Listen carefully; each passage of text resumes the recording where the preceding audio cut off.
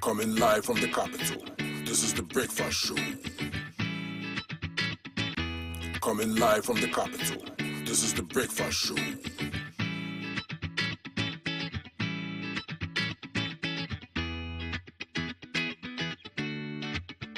Good morning, my neighbor. Good morning. Good morning, everyone. Good morning. It's a good morning, and we serve you breakfast. Not just any breakfast. Sizzling helping. Yeah, all the time. Okay, let's take a peek. I brought my spine. There are certain things that we do to help the children with their brushing. And there's much more on offer on GTV Breakfast. You want it served buffet style? On-site restaurant. Complimentary breakfast? Off of your plate should be vegetables. So in my lifetime, I haven't seen Ghana Black Stars win an African Cup. Yeah. Can I show what this restaurant is about? Yes, definitely. Where's the Just camera? stand and turn. So what's your pleasure than Votras, yeah? At that time of the morning.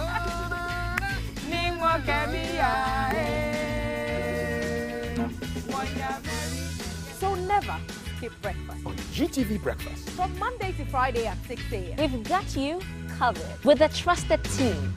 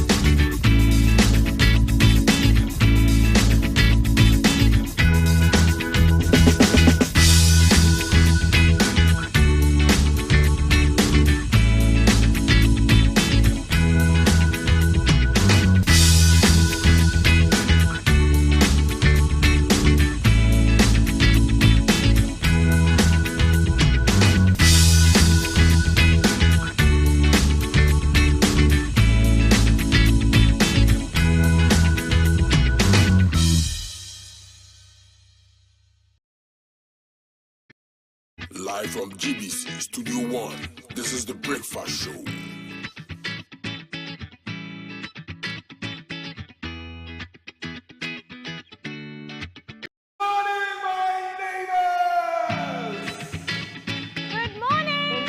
Good morning. It's a good morning, and we serve you breakfast. Not just any breakfast. Sizzling helping. And there's much more on offer on GTV Breakfast. So what's your pleasure than Votras, yeah? At that time of the morning. You want it served buffet style? Complimentary breakfast? On-site restaurant. Or room service. We've got you covered. From Monday to Friday at 6 a.m. With a trusted team. So never skip breakfast. On GTV Breakfast.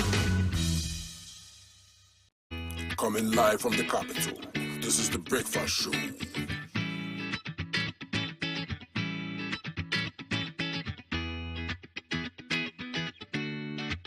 Good morning, my neighbor. Good morning. Good morning, everyone. Good morning. It's a good morning, and we serve you breakfast. Not just any breakfast. Sizzling helping. Yeah, all the time. Okay, let's take a peek. I brought my spine. There are certain things that we do to help the children with their brushing. And there's much more on offer on GTV Breakfast. You want it served buffet style? On-site restaurant. Complimentary breakfast? Off of your plate should be vegetables. So in my lifetime, I haven't seen Ghana Black Stars win an African Cup. Yeah. Can I show what this restaurant is about? Yes, definitely. Where's the Just camera? stand and turn. So what's your pleasure than Votras, yeah? At that time of the morning.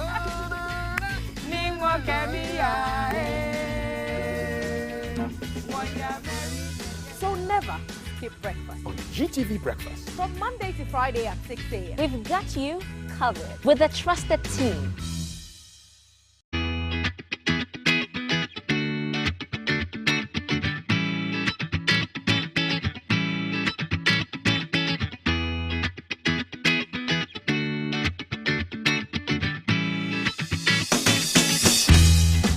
Good to have you here on GTV Breakfast, first Friday in February. So first Friday, February's first Friday, FFF. How do you come up with these things? You know, I just look at your outfit and I'm inspired. By Cameroon. Yes, the colors are there. It's Ghana also, but it's also Cameroon. And Yep. talking of Cameroon, It's Africa. yeah, were you expecting them to lose? Not lose. I think I got exactly what I was expecting yesterday. I sort of kind of wouldn't have minded if Egypt went through, and it did. Of course, Cameroon would have been a big boost for West Africa because we need all the good news we can get. And host team as well. But it was not to happen. They still have an opportunity to redeem a medal from this tournament when they play for the third place. Yeah. So let's see if they are able to do that. Indeed. But Egypt fought hard, and penalty shootouts could have gone either way when Egypt's way. Maybe so. Hey, commiserations to Cameroon. Elation for the Egyptians. They are through to the final. Can they make it an 8th AFCON, or will Senegal get their first one on Sunday? We will find out. Okay, and it's here on GTV. It's on GTV Sports Plus, so you can follow the games and support your team. We've got a big show for you today, but a few updates from yesterday. So the ECOWAS heads of state met yesterday. They decided not to slap any sanctions on Burkina Faso. What do you think of that? Would love to hear from you. And then a particular MCE politician is in trouble. Bad books. It's in the bad books of Dr. Dampare. So this is the MCE of Sekedi Takoradi Metropolitan Authority Assembly, and he just went wild. They stopped him on the road. I am? Yes. You don't know who I am. He's an ugly policeman. I'll transfer you to Enchi. Audio between him and the police. The policeman was remarkably calm. He said, "Why aren't there people in Enchi? I will not insult you. You must respect the police." Well, the person, instead of transferring someone to Enchi, has been transferred to the court because he was arrested by the Ghana police, and he's going to court today. I want to know what the charges are. Yeah, I'll give you details when I sit down and we talk about them. But yeah, be careful. And now the police are wild. It's not just a crowd. It's everywhere. Everywhere. Yes. The laws are working everywhere. Behave. Behave. Okay. What do we have today for the show? Apiate remains in our thoughts. Of course, Ghana has not forgotten that disaster that claimed so many lives on that awful day. And the fund that was set up to support victims is in full force. We'll be having the Reverend Dr. Joyce Ayi at the table this morning to talk to us about how they intend to disperse the funds, who has access, and those alien names in the list have been found and removed. I'm particularly interested in how there could be more names on a list than the registered number of people in that particular area during the population and housing census. So Reverend Dr. Joyce Ayi will be joining us today, and we'll be looking at the Apiate Support Fund.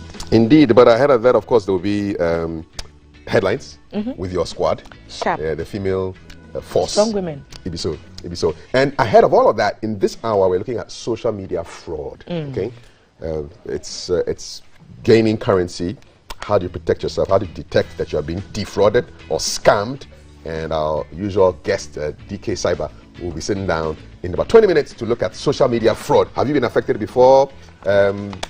Let us know. There was one time someone sent me a message on one of my social media handles in my inbox. He said, using some very unprintable language, and said, "You've hacked my girlfriend's account and you're out there." I presume that perhaps we may bear the same name because he quickly came back to say, "Oh, I'm sorry, my girlfriend says her account has not been hacked."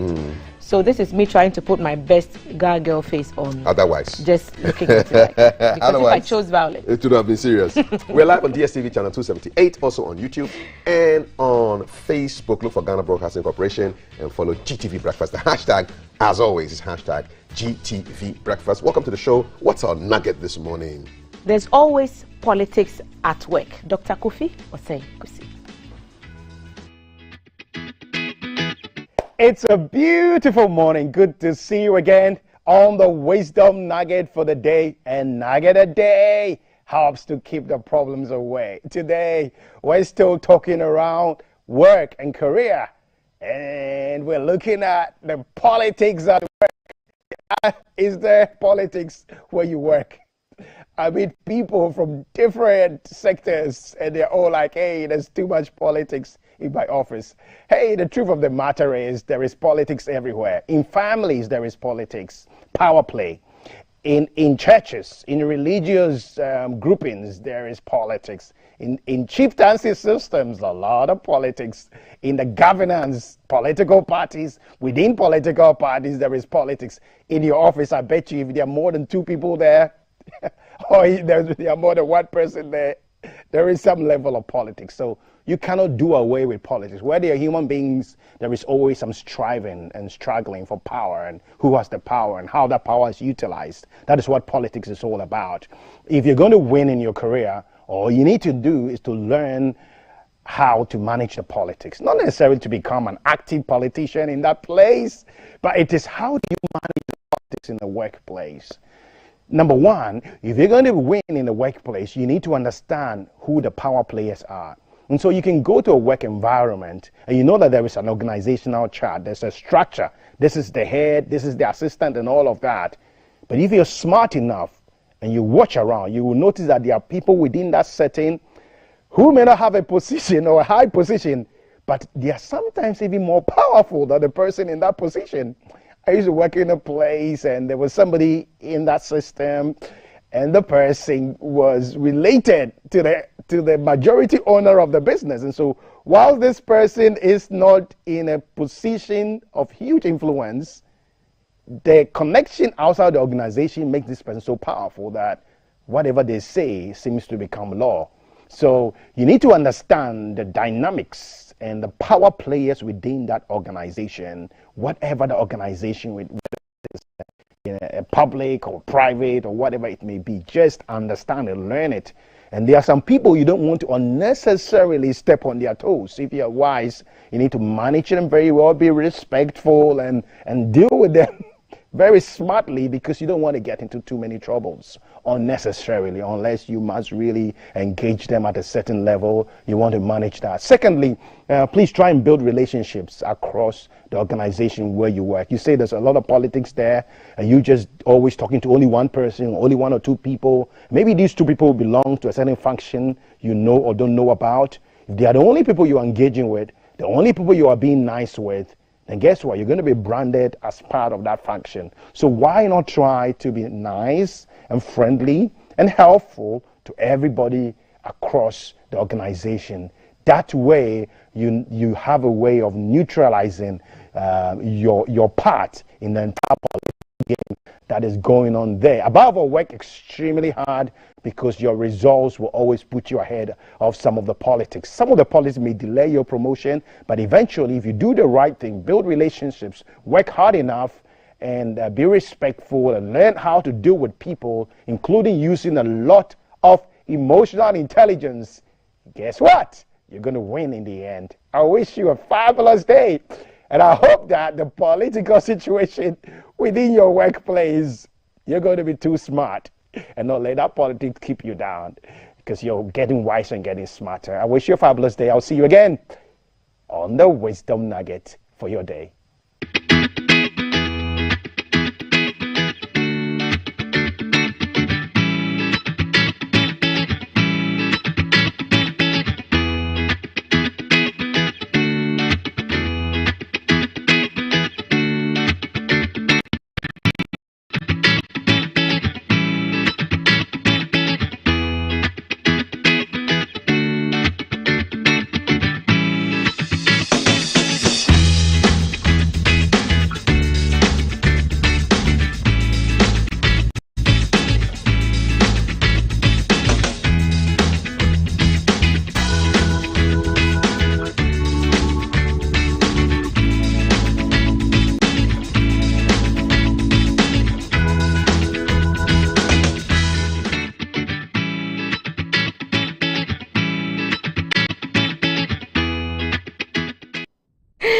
Thanks for staying on It's Still Breakfast Live on GTV with tea and calf here. Yeah, tea and calf. This is breakfast. Take your tea, take your calf, and you're good to go. The bee is standing by somewhere. Yes. In the corner. Yes. We're looking into our social media trends, and one Ghanaian is doing a lot of cheers in the United States of America, and he is photographed on stage Yes, with the president, sitting president indeed of the United States. Yes. So Joe Biden launching a cancer program that will be partnered. So Dr. Papa Kwesi Ndum's son is a member of that cancer team.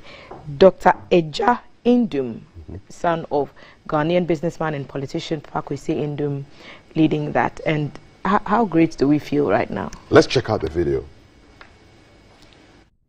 Another leader who for many years has worked tirelessly in the lab and the clinic in that spirit.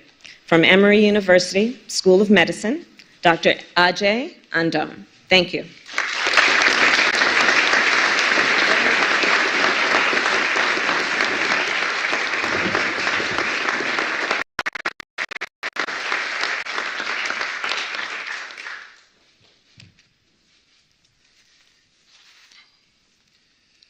All these new pandemic rituals, the taking off the mask at the podium, I'm getting used to it. Thank you, Vice President Harris. It is an honor to be here with you and to follow the path paved by your mother and all the brilliant researchers that came before and whose shoulders we stand upon. To the First Lady, thank you for your empathy and for truly understanding the pain and the promise that is this fight. I am thrilled to be able to be here to introduce someone that many of us consider to be the country's patient advocate in chief, President Joe Biden. From my vantage point as a neurosurgeon scientist, constantly thinking of ways to treat cancer patients, to fight cancer, and seeing countless patients every year, and as a board member of the National... We are just in celebration mode. We love him. He's flying the flag for us. But one thing I want to tell the Americans, learn how to pronounce our names, okay? Free advice. We can pronounce Schwarzenegger. Which is it's not American. Ndum should be easy. Eja Ndum. Ajay Ndum. No, please. No, forget that. Pronounce our names well, please. You see, I knew a woman once who was married to a Ghanaian, and she was married to a Ghanaian named Dr. Sarkodie, and she's British, so everyone called her Mrs. Sarkodie. And so when she's with that crowd, she goes by Mrs. Sarkodie. So she would walk up to the podium and say, "Hi, my name is," if it's Samantha, she would say, "My name is Samantha Sarkodie." Ghanaians or her husband's friends who were Ghanaians, she would say Sarkodie, like she would make an attempt to say it properly because it's the audience. So perhaps they're also addressing the American audience who can keep our names. We want our names. Sarkodie means something differently in Chi. All right? It means something. Sarkodie. Eja Ndum. Okay, let's go ahead. Free advice. Okay, I've done my rant. so that, but it's a good story. Yes, so it is a great story. Proud, yeah, we are proud of Dr. Today is World Cancer Day, so this is just a great thing. He's fighting. Right time. He's leading the fight against cancer. So this is good timing. Perfect timing, if you ask me. Yeah. The second D Takrady MC one is not perfect timing. No, because his battle of power with the police officer did not go in his favor. No. And now he's the one who is the guest of the police, and he's being taken to court over the comments he made about the police officer. Yes, I do. Yes, let's hear.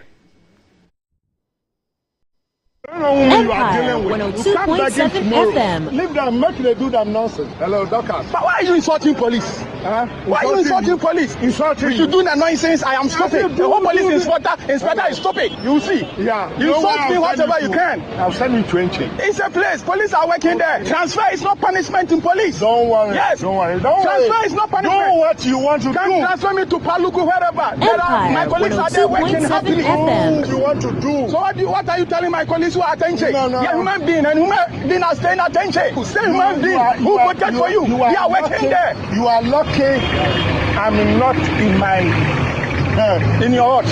No, it's up there. You are not in your hut. All right. You don't know the person you are talking. Don't mind him. And Honorable is telling police stupid. Honorable is telling police stupid. The whole Honorable telling police stupid. I will not insult you back. No. I will give you all the necessary. Look here, policeman officer in uniform telling him stupid. I'll not insult you back. Empire 102.7 FM. Just be in the queue, just this morning, a colleague of us was knocked down. Credit to Empire FM for that audio, and that was unfortunate. No, I salute the police officer, man. You have my respect. He kept his calm.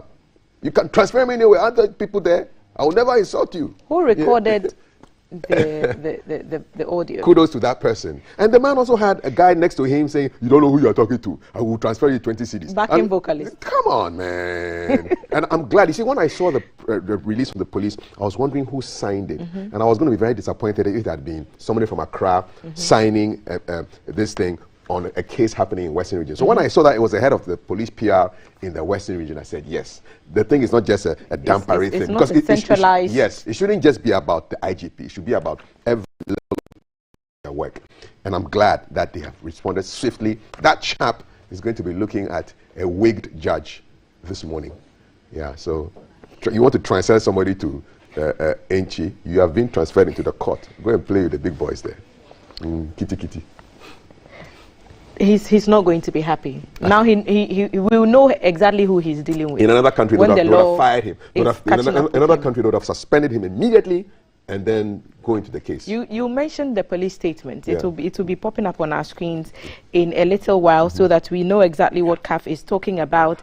And there it is. So it's titled Sekendita Kadi MCE arrested for dangerous driving and alleged assault on a police officer. So Mr. Abdul Mumin Issa, the Honorable MCE for Sekendita Kadi Metropolitan Assembly, has been arrested by the Western Regional Police Command today, Thursday, 3rd February 2022, for an alleged motor traffic offense, conduct against a police officer who was performing his lawful duty. The MCE has been charged on 3 counts of assault of a public officer, offensive conduct conducive to breaches of the peace, and disturbing the peace in a public place, contrary to sections 205, 207, and 298 respectively of the Criminal and Other Offences Act of 1960, Act 29. He has also been charged for dangerous driving contrary to Section 1 of Act 683 of 2004, as amended by Act 761 of 2008. The MCE, who was driving a Toyota Land Cruiser with registration number GE 561520, is alleged to have driven dangerously and carelessly while approaching a police snap checkpoint at the Kwesimingting Cemetery on Wednesday, 2nd February 2022. When one of the police officers on duty attempted to stop him, he verbally assaulted and threatened him. He will be arraigned before the court on Friday, 4th February 2022. Signed, Olivia E.T. Adiku, Deputy Superintendent of Police, Head of the Public Affairs Unit of the Western Region. So Western Regional Police Command rising up to defend one of their own, and they're saying, look, the police, the charges. Charlie. But you do one thing, they will become That's just what I was thinking. I mean, I was just thinking this man insulted a police officer, which is crazy. But look at all the stuff that because he was driving and he attempted to bypass everybody else who was in the queue, and they were saying, go back to the back of the queue because you wait your turn. And it tells us that even if you're a public official, government appointee, whoever you are, you need to follow the law. You're not bigger than the laws. Take the title from him, as Mr. Kwame Pianim. The police is very respectful. The Honorable MCE. Yeah. No, but this was dishonorable, so that title will not use it on you, sir. Go and face the law and be a good example to the people who are listening and watching. That's how it's supposed to be. It's not just the Ghana Police Service that appear to be clamping down on alleged criminals, because the Narcotics Control Board in the Volta region is also up and doing, and they've destroyed 40 acres of cannabis farms. So ganja farm, the ganja planters will all be arrested. So this 40 acres. So let's try and bring that into how many football parks. That's about 4 or 6. I think so. My math is bad. Of football park of ganja. Yes. So all the ganja planters on that farm will be picked up, and they've arrested 3 people, including a pregnant woman. Oh wow! Wow! A pregnant woman is a ganja planter, allegedly. What a man can do. Women can do better while pregnant, allegedly. So those people will be facing the law, and the head of communications of NACOC, Francis Opoku Amwa, said that one in a series that the Commission is undertaking to crack down on such activities. It means more will come. In Ever, ganja is agbe. Egbe. Egbe is like grass. Okay. Egbe. Charlie. I just want to see where this case ends. We also want to see what happens on Sunday when the 7-time champions of Africa, Egypt, take on the 0-time champions of Senegal in the final of the AFCON tournament. Yesterday, Egypt pulled one over host country Cameroon, and they beat them 3-1 on penalties after full-time ended goalless, extra time also ended goalless. So 120 minutes of goalless action. But what an action it was. The penalties were horrible from Cameroon. Horrible penalties. You know, the run-up was just too short. Just 2 steps. Yeah, and then they got punished. Horrible. He skied it. So they made the goalkeeper a hero. And deservedly a hero. Any goalkeeper that saves. Mo Salah and his guys obviously elated that they got that one in, and they got 2 more. They made it. They had just enough. I saw somebody suggesting that they should play the final at Anfield in Liverpool in front of Liverpool fans. Yes, because it's Sadio versus Salah. Yeah, and I hear Klopp maybe watching the final. He may come over to Cameroon to watch his boys. Wouldn't that be nice? Yeah, that'd be nice. Have your manager in the crowd there. Whatever happens, you'll be happy. Oh, Charlie, Black Stars. This could be us. This could be us going to the finals. Yeah, we'll win again. Cameroon has the chance as the host nation to try and get a medal out of all this. Yes, they'll play Burkina. But they would have to play Burkina, which is one of our favorite teams in the tournament. We like teams that have made it to the top 4. Obviously, you've all played exceptionally well, and Africa is proud. Very much so. So North Africa versus West Africa for the final. Yep. Okay.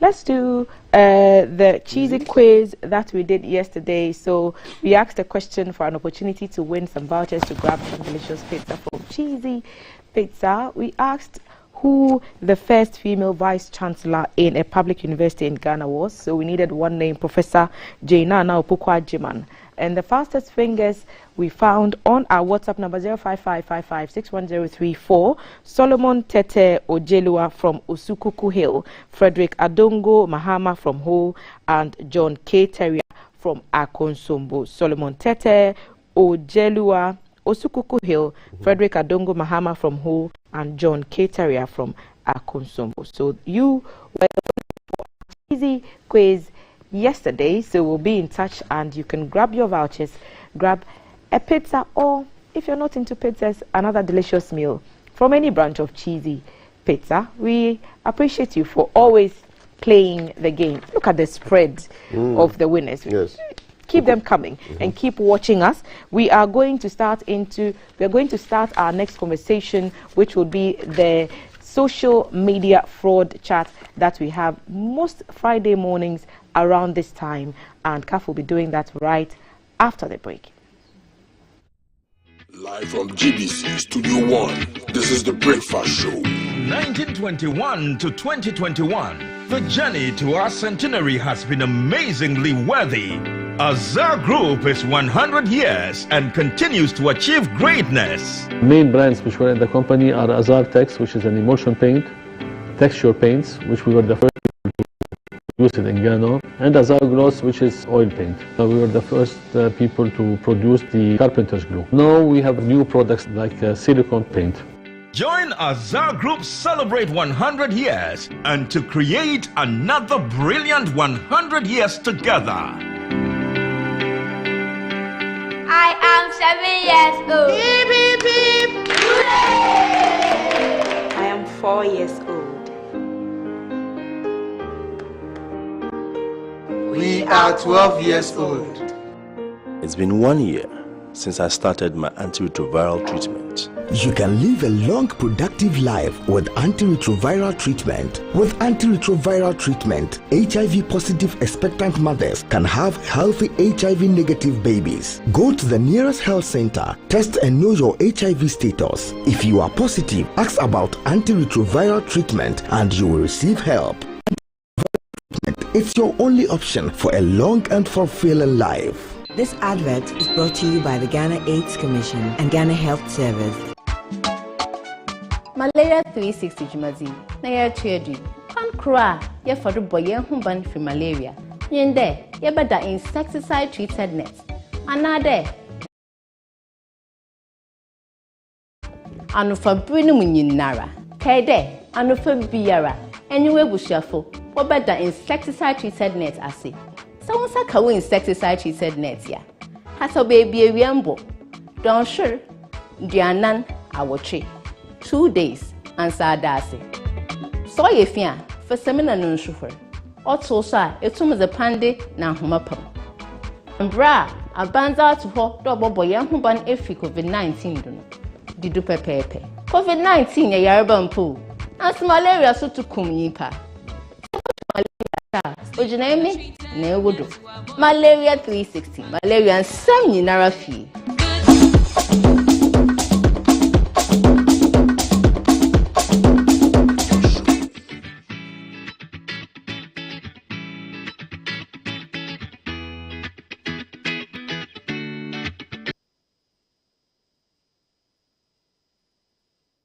Good to have you here for today's show. Still to come, a conversation with Reverend Dr. Joyce Ayi. We're looking at the Apiati Endowment Fund and the reconstruction of that community. So that's something you want to look forward to on today's show. We're going into our social media chat that we have every Friday. And today, we're all talking about SMF.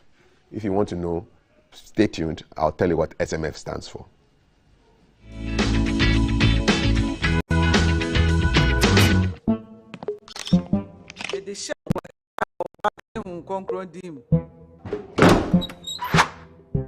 The groom is sick. What? Malaria. Malaria.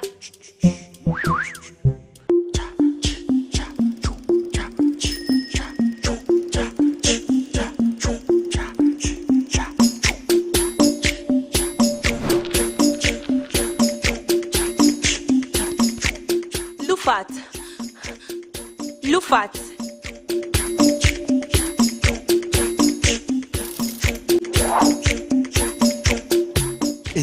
Woman malaria and want to them. Lufat, a malaria drop a cope. And now you may kiss the bride. Entrance Pharmaceuticals and Research Center. And I Lufat. Lufat, a 2 malaria sententem. FDA.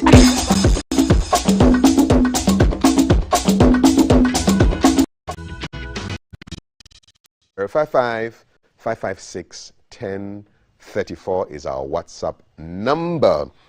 So now the best way to connect while keeping your distance in this COVID era, one of the best ways has to be social media. But the thing is that social media websites and apps have become popular hangouts for fraudsters and scammers. So people have been losing money to scams on social media, and reports are that it has more than tripled in the past year, with a really sharp increase in the second quarter of 2020 when we're deep into the lockdown. So in 2019, for example, I'll give you some stats. Total reported losses to these scams reached $134 million. And then in that same time, reported scams started on social media, often related to so many things. Online shopping, you have scams there. Romance scams are there. And then supposed, financial relief or communities. How do you keep safe on social media? How do you immunize yourself or vaccinate yourself against social media fraud? My guest is David Jedu, and he's the CEO of DK Cyber Zone Ghana, here to help us out. David, good to see you. Welcome. Talk to us a little bit, first of all, about just the whole definition of fraud and scams on social media. All right, thank you, Kalfi, and good morning. So when you talk about social media fraud or social media scam, we are looking at the things that happen on social media wrongfully. People trying to get hold of people's assets on the social media with sometimes your credit card details, or even taking your money on the social media.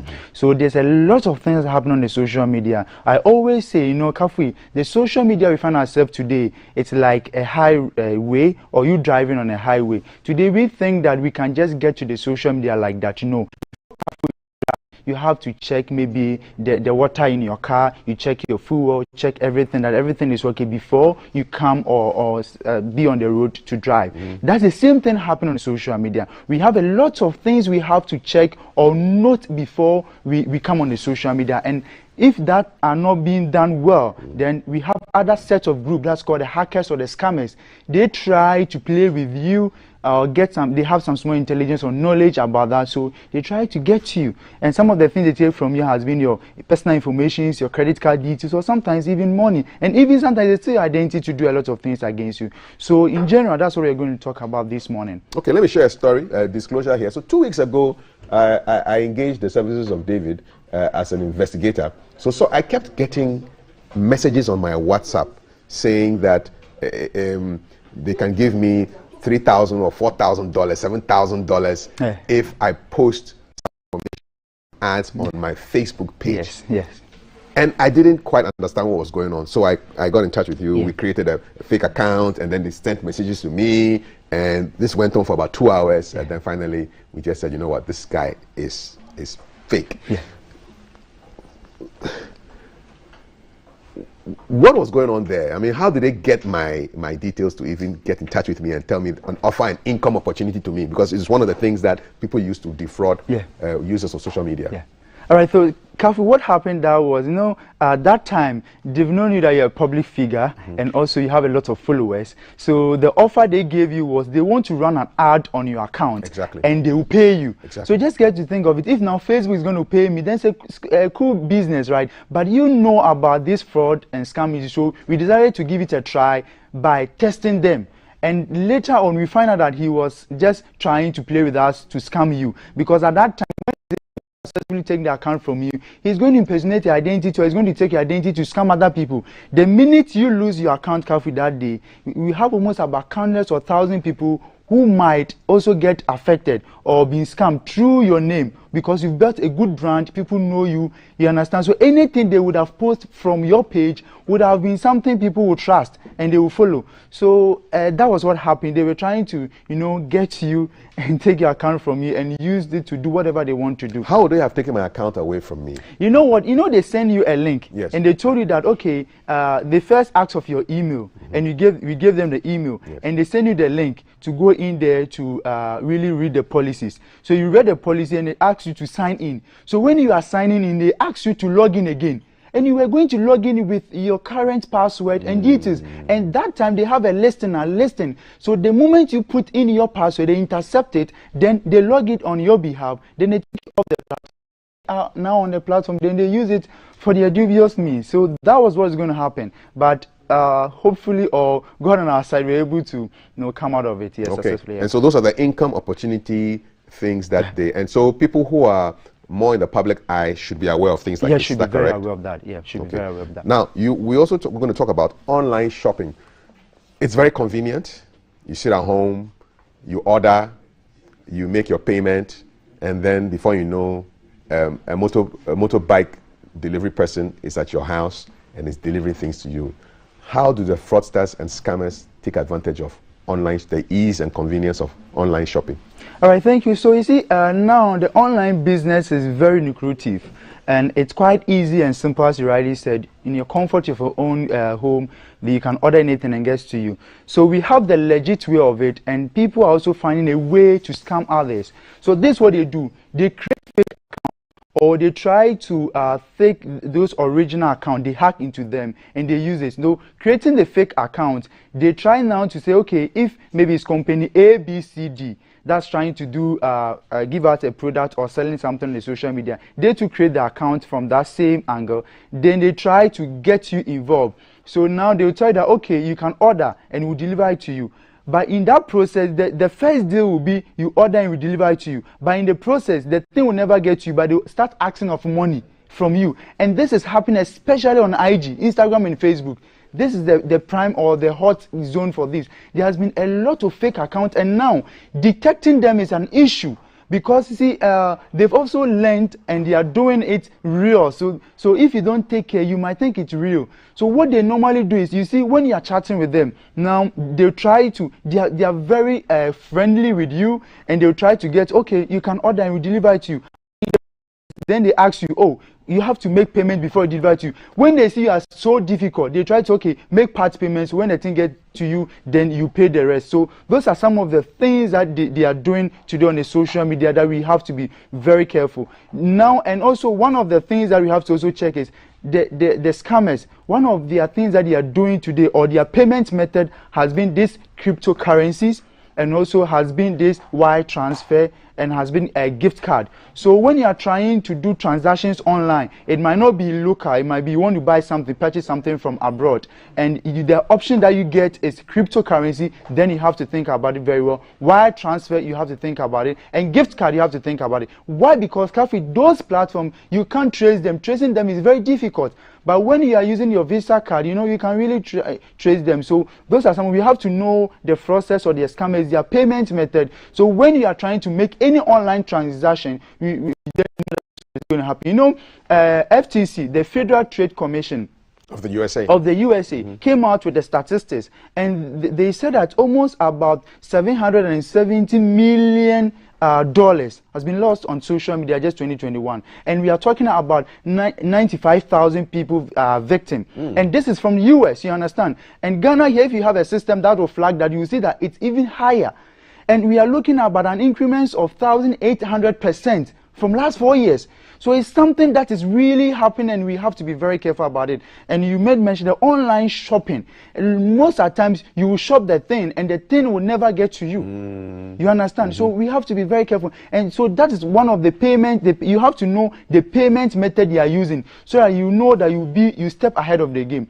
You know, these online stuff, they are good. There's no two ways about it, but we have to be very careful, and we have to know like what we would do on the social media, so that we would have a successful trade or business on the social media. Okay, you're watching GTV Breakfast. You stay with us, and you can send your questions ahead so that DK Cyber will answer them for you on social media fraud, social media scams. The number is 055-556-1034. It's scrolling there on your screen, but I'll also say it in case you're in the bathroom and you are still listening to the TV. 055-556-1034. There was a time one of our big department stores, there was you would get information that oh, they're doing a promotion, and click on this link and get something fantastic.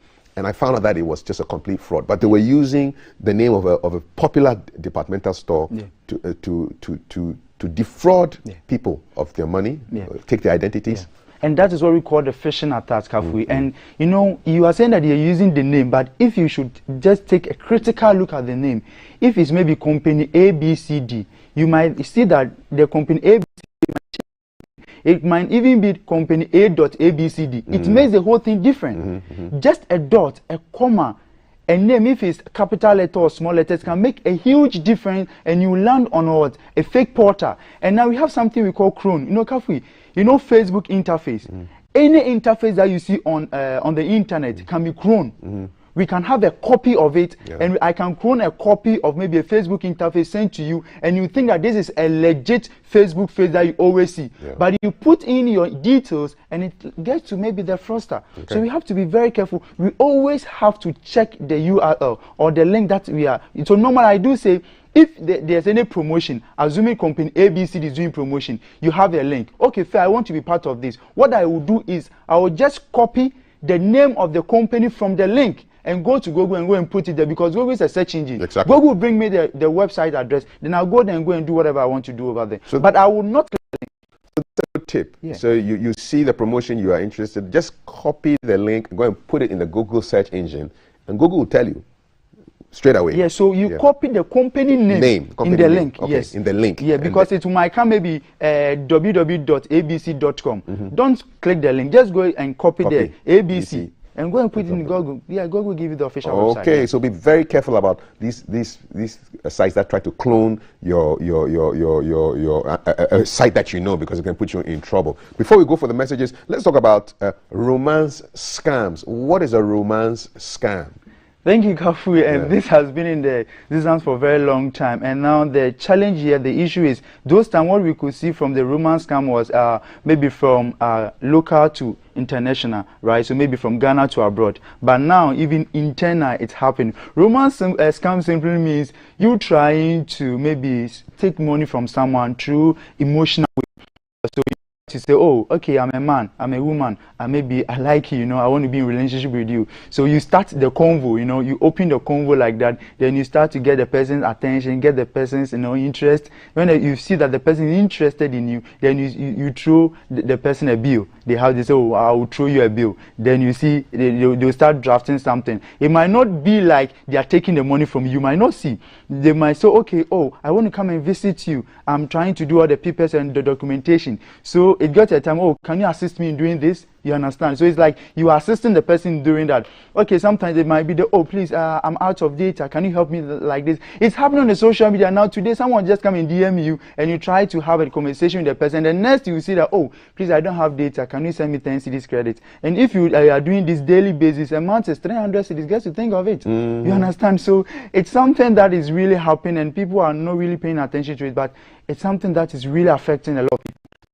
I think there was one man from Japan who contacted me, and through this romance scam, he said he has been in Japan for almost, I think, 12 years, and he has worked hard, and now he wanted to do those. He wanted to ship in, bring in cars and other stuff, and he found a perfect person on the Facebook, and they started, and the woman, like the man, he's a man in Japan, Ghana man in Japan, and also a Ghana woman. It's claimed to be from Ghana. So what happened was they fell in love. So the man, okay, trusted the woman. Supposedly woman, because sometimes you might not know the person behind. Of course. You understand? Yeah. So he tried to ship the things to him. His hard-earned money, shipped the things to the woman, and up to now, nowhere to be found. The woman disappeared. Because he was doing the whole thing out of emotion. So some things that he has to put in place, some certain things that he has to check, he was not checking them. Because of emotions, romance, like, you know, as our panel. What they say. And it's possible that supposed woman was not even a woman. It was not a woman. You understand? So that's what the last thing we're saying, that anyone that you find online, that you think that you're interested in the person, you know, I know people who have married a lot of people online. It's there, right? So what you have to do is, you always have to do a video call with the person. You understand? So try to do a video call. Don't let the person show you come. We have people have do they have already come or videos about people. Okay, let's do a video call and they will show you come. They will show you them doing something. It's not live. You understand? You want a live conversation. Live conversation. Call the person like unaware. Just call the person morning, evening. Just get to know the person who he is. Even sometimes the pictures they are posting on the social media might be different. Who are these malams and money doublers who enter our messages on Facebook and on Instagram? There was one guy who called me and said he could do on Facebook. He could do everything. He could sort my emotional problems out. He could give me a visa. And there's nothing he could do. And I just asked him one question. I said, listen, I believe you. I believe you even more if you can bring my mother back. My mother has been dead since 2013. If you can do that for me. And the thing just ended. Who are these? Who are these people? Most of them are like malams and why?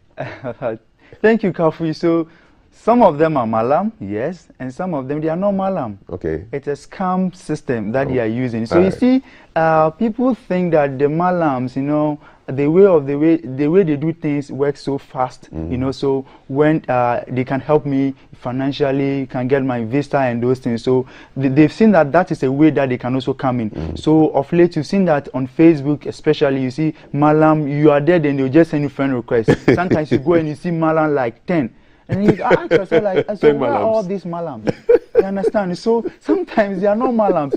People are using that kind of attack. You see, the guys are very smart in a way that, you know, and they are trying to exploit it to the deepest of it. You understand? So they've seen that is what the people want today or like today. So they will give it to them. So you have to be very careful. To me, I don't accept them. You don't entertain them? I don't entertain because I don't have any business to do with them. If they think they can help me, I think that it is best that they help themselves, promote themselves very well. If you think that you are so powerful, why are you on Facebook doing marketing? Good question. You think you're so powerful? Why are you on Facebook doing marketing? Today is the 4th of February, 10 days away from Valentine's Day. Please be careful of romance scams. I am pretty sure that around this time, love, romance, and things can put you in trouble online. We've got your messages coming in on 055-556-1034. That's our WhatsApp number. Tama. Hey, Kath. Hey, what's up? So why is the Lotto doctor not rich? That it's basically the question we are asking at the table. Yes. Menahanta Franco Bab is joining the fray, and you should as well. Our WhatsApp number is 055 034, and he said, good GTV breakfast cyber education. Good morning, Honorable CAF and the doctor of the cyberspace. You're really giving us a real enlightenment of the internet, talking about buying physical products online via reliable companies like Alibaba, eBay, and the likes. Can there still be fraudulent deals, even within the space of the ones we know are credible pages? Yes, you see, so Alibaba, you have Alibaba, you have Amazon and eBay. They are credible, right? But sometimes how you get there, you understand? So I talked about cloning. So they can clone a whole interface of Amazon. So Alibaba. you think you're on Amazon, but you're not. You're on Amazon, but you're not. Yeah. Sometimes when you're doing the payment, you might be redirected. Make sure that the place that you're going to do the payment, it's secure. You understand? And make sure that sometimes that's why they normally use a credit card, because that one, the money has not been taken from the account yet. You understand? Yes, but Ghana here we don't use it. So we have to be very careful about that. Where we are doing the payment, you have to check that platform is secure. How do you check that a platform is secure? That is HTTPS, Secure Hypertext Transfer Protocol. There will be a padlock on there. And that simply means that all the communication going has been encrypted. So if there's someone doing a sniffing to a man in a media attack, he might not get anything reasonable to use against you. Okay. So, Thelma, go ahead. More comments coming in. The police should create a fight fraud organization to battle social media fraud and Momo fraud. You experience online fraud and you have no one to report to. I fall in this fraud several times, but I have no one to report to. So they asked us what the police line was. So 18555 is one of the police hotlines, and we sent it to them. So let's see if I have more messages. Yes, I do. Hi, Dave. Do you teach forex trading, and how can one know a particular broker is not genuine? Yes, so forex trading is a whole course on its own, right? So a lot is involved, and to know that if a particular broker is not a genuine or is a genuine, there's a lot you have to learn. So forex, before you do any forex, you have to learn like 2-3 months before you get into it, please. Good morning to the team. Great discussion this morning. We should be extra careful on these apps. People are losing a lot of cash through being scammed. And this is from Rhoda Kennedy. The hashtag we love to see is GTV Breakfast. Lovelace from Mataiko. Good morning to you all. Please, what can be done to really identify the genuine online traders? I think you've mentioned the that's when you're going to make payment. Okay. So when you want to identify genuine online business platform, so if it's on the social media, you said that you have to check their names, come on Google. Sometimes what you can also do is you copy their name and place it in Google, then you add scam, you understand, or complain. So Google would run a search on their servers to see if there has been any complaint about the company, or if there has been any scam activity related to them. Okay, so do your background checks is what David is doing. Good morning, fam. A blessed Friday and weekend. I'm learning a lot from the young man, and that is Trisha. Let's see what this one is saying. You haven't told us your name. Prince Henry from Nogbeji. The guy in spectacles was talking about you copying and pasting the link on Google. What if the blogger, perhaps, who did that has also visited the Google account already? Do you understand what he's trying to say? I think he was trying to verify a company. Yes. We are saying that when you receive a link from a company that there's a promotion or there's something going on, for us, there are other platforms we can check, but we are saying that the basic one you can do is don't copy the whole link. Just look for the company name involved. So if the link is about maybe www.abcd.com, just copy the ABCD and go and look for the ABCD, the official website. We are not telling you to go and look for any blog. Go and look for the official website and go and see that if you are doing a promotion, you put it on your website. So when you land on the website, you now confirm that yes, the link I saw, is true. But even there on the website, you can also do the promotion, whatever, if you want to partake. And also, if you have the link you want to check, the last time we said that a good platform to do that is through Various Total. You can really run a search on there to see if the link you have that time is fake or genuine.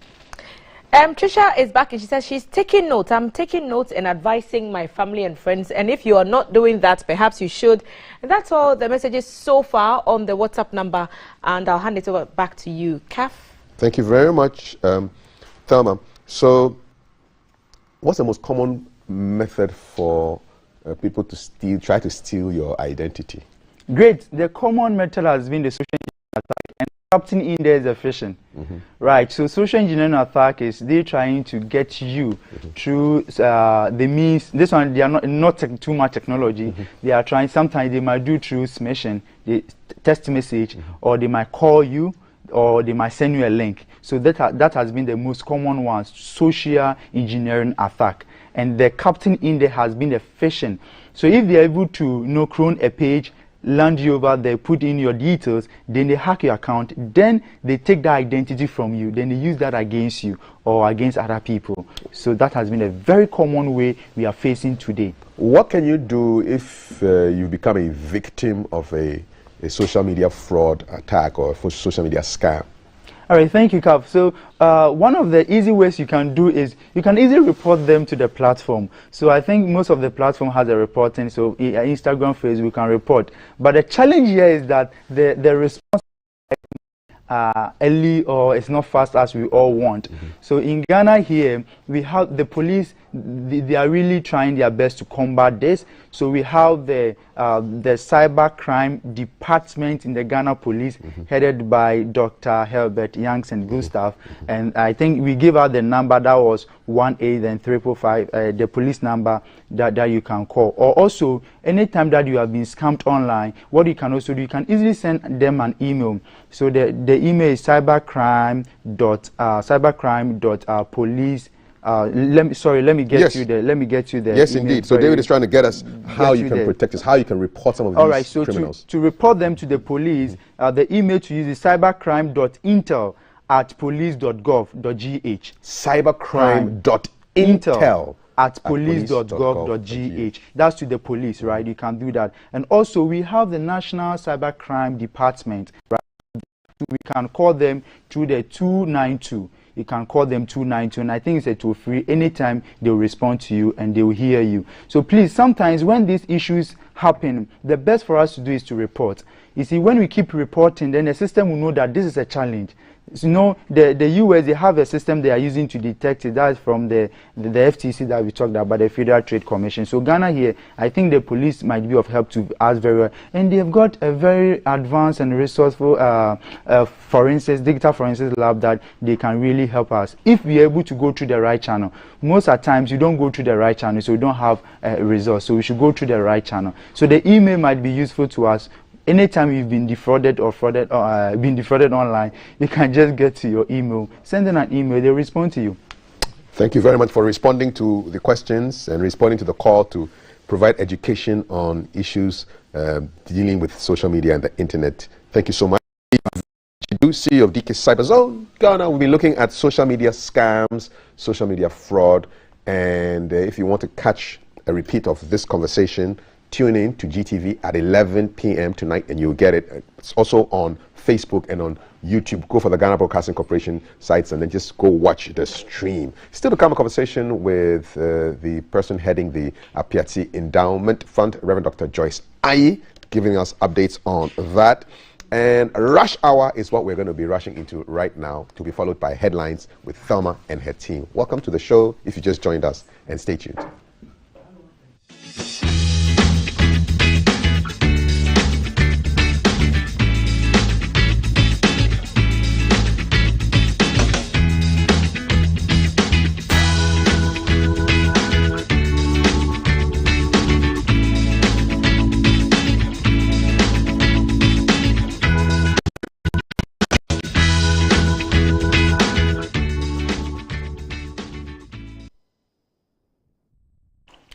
Good morning. It's still GTV Breakfast, and on this side we are rushing hour. We are looking at what traffic looks like with Alan. We are looking at that from the Obechebi Lamte interchange. It's Friday, and usually Fridays are rife with traffic, and so Alan is already on the beat. Alan, good morning. What's happening at the Obechebi Lamte interchange by way of traffic? Hi, good morning, Valerie. Good morning, Ghana. Welcome to hashtag GTV Breakfast. We're rushing hour from the Obechebi Lamte Circle. And for those of us who are familiar with Accra, we'll know there's some construction work ongoing at the particular interchange. And so there is every likelihood of traffic being abnormal or unusual. It is in this regard that I want to quickly pan around and then bring you into the situation as it is at the roundabout currently. What you see is from the top of the interchange. And so we're looking at traffic coming in from the Kwame Nkrumah interchange, in which case we commonly refer to as Circle, and also what is coming from parts of Abosokai and parts of, Latabi Okoshi, Kolibu, making its way towards a Circle. Because of the ongoing construction work, traffic approaching from Circle is relatively, in fact, unusually slow. You have an ambulance just whizzing past, and because of that, commuters will have to shift and allow it to go through the one lane. The traffic coming from Circle is unusually slow. In much the same way, traffic moving away from the interchange, making its way towards the Kwame Nkrumah interchange, is it is also because those who are turning from the Awudome and making their U-turn and head towards the Circle are having to slow traffic moving from the Obechabi Lamte interchange, making its way towards a Circle. That will be northwards from this particular location.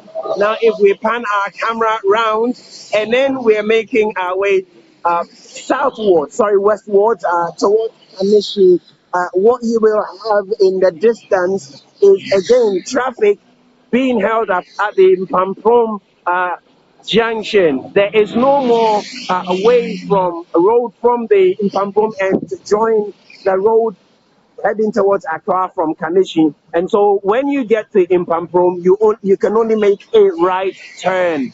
And this right turn also, even though there isn't the functioning traffic light at the Mpamprom junction, there is still some amount of traffic. Is also due to the way tractors which load or who load from the Mpamprom junction and then also joining the station, the Winneba, the Central Region station, or the Fort station at Kanishi Market. They also, because of the way they're parked, traffic is affected. And so you have commuters having to wait slightly, about 2-3 minutes before they're able to make their way down towards Accra. We're looking at traffic coming in from Kanishi, headed for Accra. It is free. There isn't much to worry about if you're coming out from Kanishi and you're headed towards Accra. Those using the slip from the interchange before they climb up are also having a little traffic due to the way construction work is currently ongoing at the interchange. And so to get to Abasokai or part of Latabi Okoshi will have to exercise a little restraint in order to allow a free flow. But those coming up the interchange are driving as normal. You can even do your normal highway 50 miles per hour if you're climbing up the interchange. Traffic from Accra, although you cannot see from here, is practically a zero traffic. And so let me just pan the camera around and bring you up onto the road coming in from Accra, heading towards Kanishi. And what you have is a practically empty road. It does not mean there's no traffic up ahead. The minute you go past here, you hit the Mpamprom traffic. And that is why commuters coming or approaching that end will have to somehow exercise some restraint. This is the traffic situation out here at the interchange. Thank you very much for joining us. Back to you in the studio, Valerie. Thank you, Alan, for those updates. We'll get back to you for more updates when it comes to Keep an Eye. The hashtag to follow is GTV Breakfast. Remember, we are streaming live on YouTube as the Ghana Broadcasting Corporation and on Facebook as the Ghana Broadcasting Corporation. We'll take a quick break. When we return, our in-house DJ, our Friday special jamming session with DJ Tisco International. He'll surely give us some tunes then. So the hashtag to follow is GTV Breakfast. We'll be right back. Live from GBC Studio 1, this is the Breakfast Show.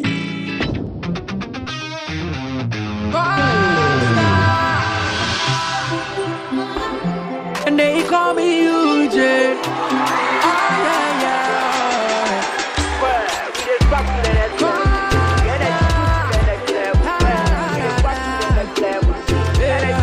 next level.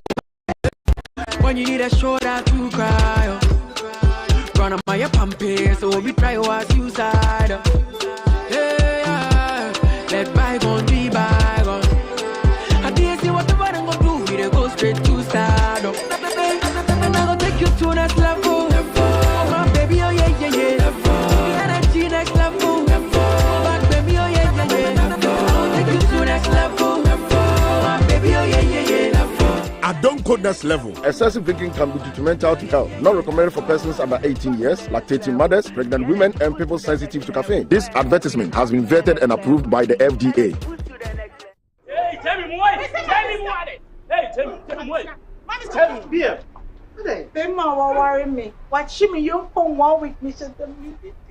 Oh, now, yes. Boga, now then, senior, name me a new mark. Cut down, my business is a collapse. I'm out of quick credit? Yes, quick credit. Who pesika? Eddie started you maybe. Who here be seen Eddie a true jodium? We a government and a private worker. Who pesika they are till hot so? We are Busumi Juma. Who here Sikadia be temper so? Quick credit, we ma loan and what you are in kakra. Now, a little some Cassian say. A collateral free loaner, susu, savings, account opening, and a deposit as MBL.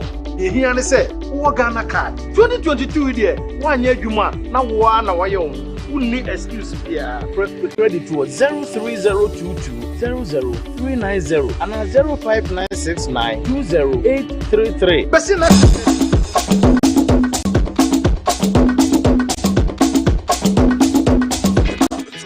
This is the Breakfast Show.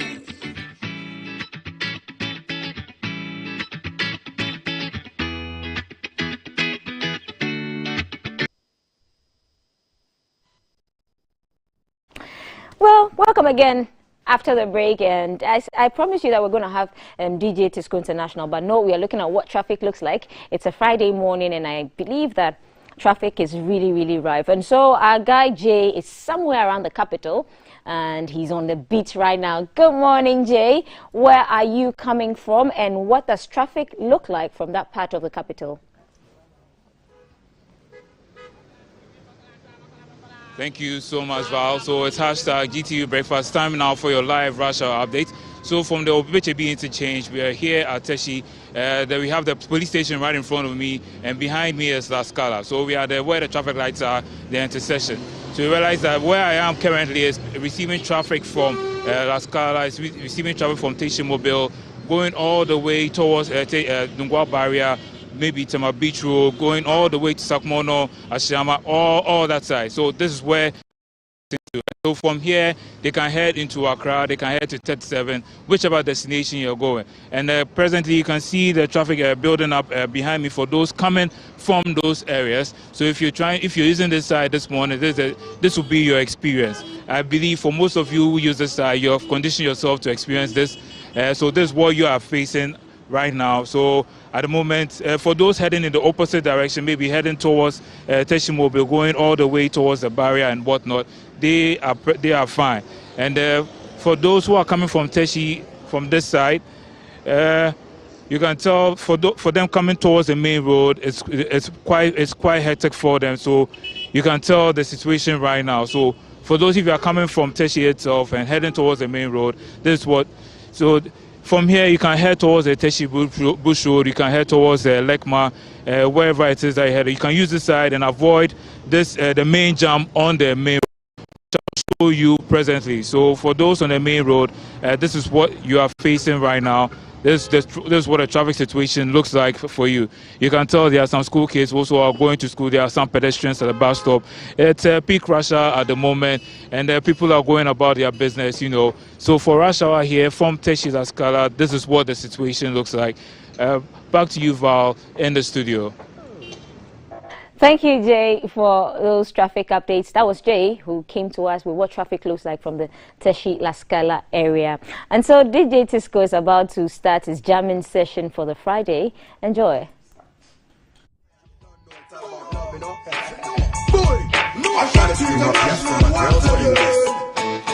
Coming live from the capital, this is the Breakfast Show.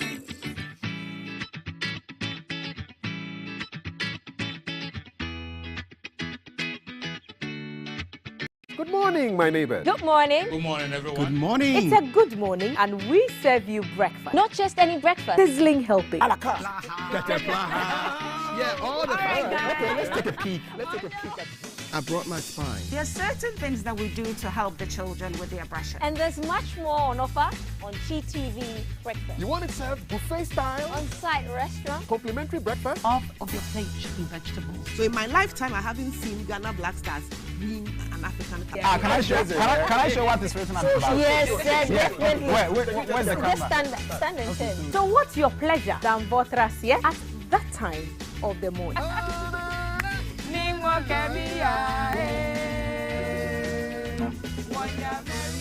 So never skip breakfast. On GTV Breakfast. From Monday to Friday at 6 a.m. We've got you covered with a trusted team.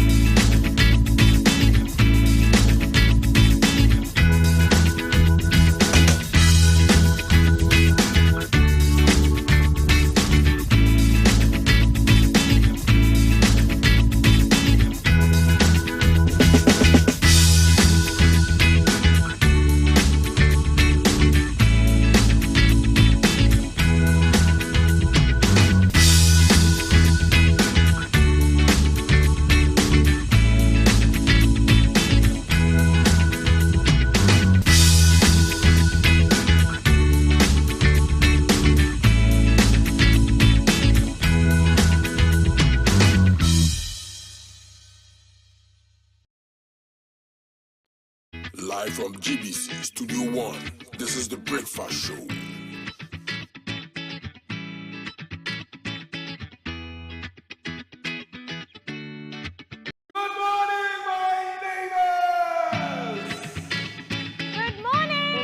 Good morning. It's a good morning, and we serve you breakfast. Not just any breakfast. Sizzling helping.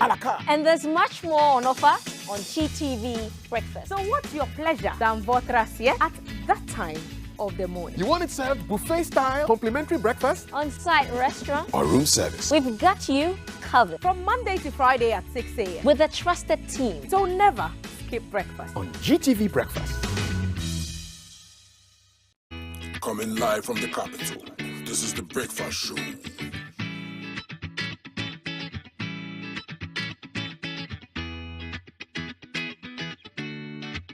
Good morning, my neighbor. Good morning. Good morning, everyone. Good morning. It's a good morning, and we serve you breakfast. Not just any breakfast. Sizzling helping. Yeah,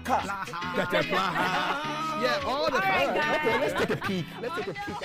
I brought my spine. There are certain things that we do to help the children with their brushing. And there's much more on offer on GTV Breakfast. You want it served buffet style? On-site restaurant. Complimentary breakfast? Half of your plate should be vegetables. So in my lifetime, I haven't seen Ghana Black Stars win an African Cup. Can I show what is written on the back? Yes, definitely. Where's the camera? Just stand and turn. So what's your pleasure than Votras, yeah? At that time of the morning.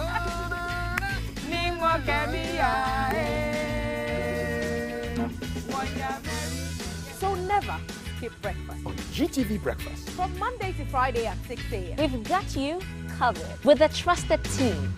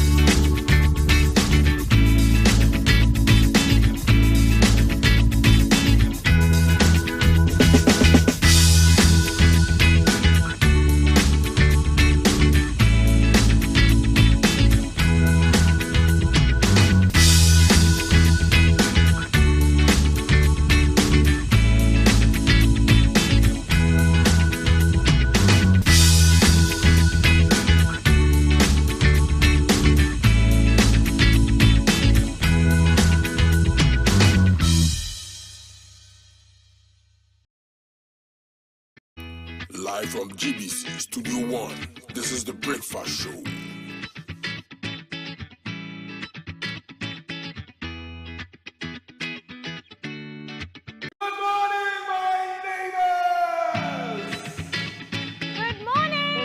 Good morning. It's a good morning, and we serve you breakfast. Not just any breakfast, sizzling helping.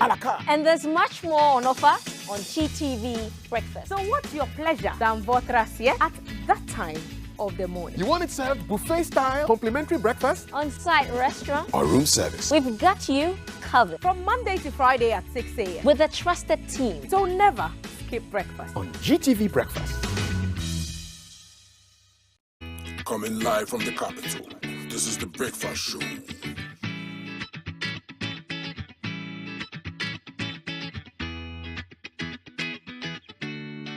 Good morning, my neighbor. Good morning. Good morning, everyone. Good morning. It's a good morning, and we serve you breakfast. Not just any breakfast, sizzling helping. Yeah, all the time. Okay, let's take a peek. I brought my spine. There are certain things that we do to help the children with their brushing. And there's much more on offer on GTV breakfast. You want it served buffet style? On-site restaurant? Complimentary breakfast? Off of your plate chicken vegetables. So in my lifetime, I haven't seen Ghana Black Stars being an African. Can I show what this person is about? Yes, definitely. Where's the camera? Stand and tell. So what's your pleasure than Votrasia at that time of the morning?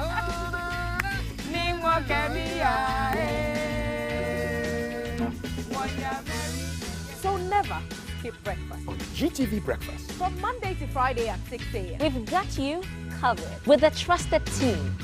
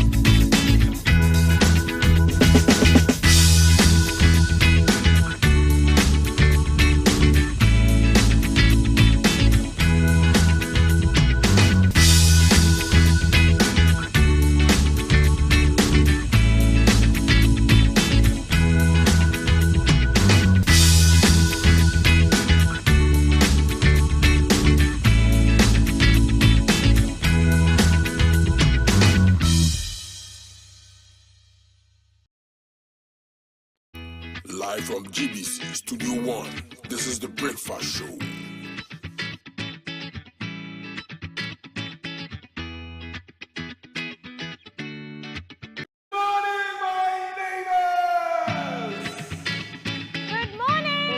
Good morning. It's a good morning, and we serve you breakfast. Not just any breakfast, sizzling helping.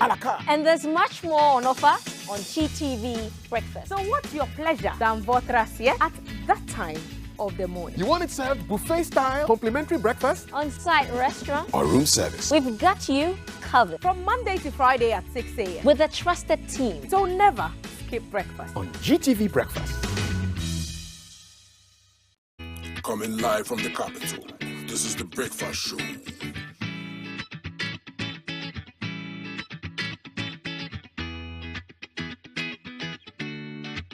Morning, my neighbor. Good morning. Good morning, everyone. Good morning. It's a good morning, and we serve you breakfast. Not just any breakfast, sizzling helping.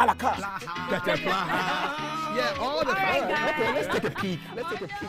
I brought my spine. There are certain things that we do to help the children with their brushing. And there's much more on offer on GTV breakfast. You want it served buffet style? On-site restaurant? Complimentary breakfast? Off of your plate chicken vegetables. So in my lifetime, I haven't seen Ghana Black Stars being an African. Can I show what this person is about? Yes, definitely. Where's the camera? Stand and tell. So what's your pleasure than Votrasia at that time of the morning?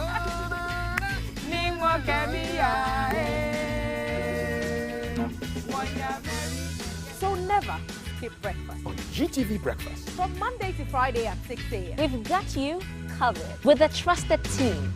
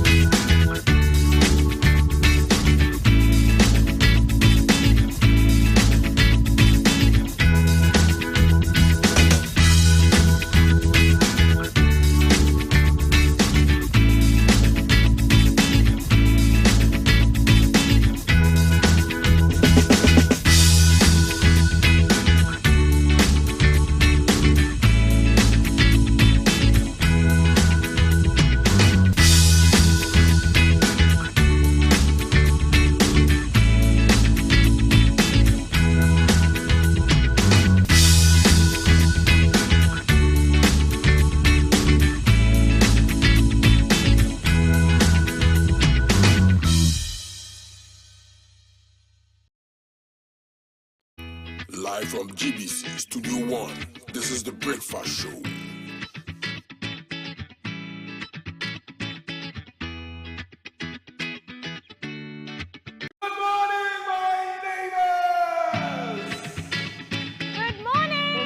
Good morning. It's a good morning, and we serve you breakfast. Not just any breakfast. Sizzling helping.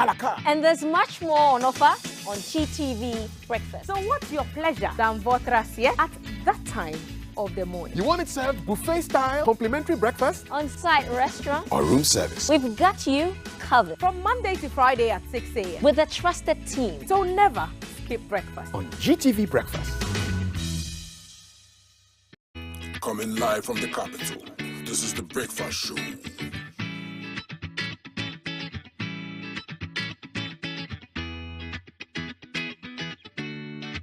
Good morning, my neighbors. Good morning. Good morning, everyone. Good morning. It's a good morning, and we serve you breakfast. Not just any breakfast. Sizzling helping. Yeah, all the time. Okay, let's take a peek.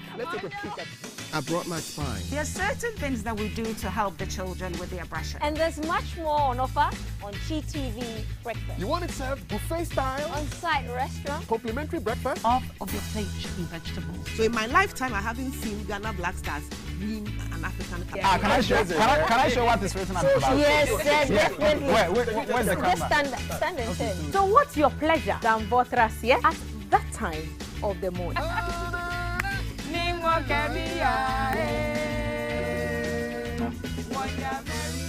So never skip breakfast. On GTV Breakfast. From Monday to Friday at 6 a.m. We've got you covered with a trusted team.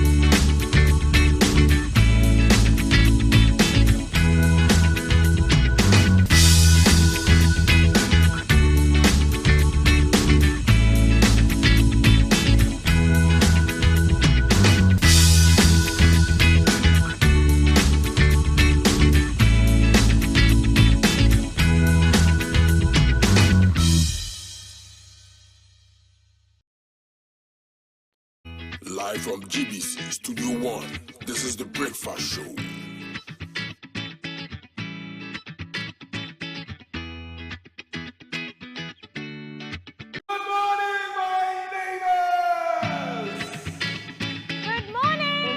Good morning. It's a good morning, and we serve you breakfast. Not just any breakfast, sizzling helping. And there's much more on offer on GTV breakfast. So what's your pleasure than Votrasie at that time of the morning? You want it served buffet style, complimentary breakfast? On-site restaurant? Or room service? We've got you covered. From Monday to Friday at 6 a.m. with a trusted team. So never skip breakfast. On GTV breakfast.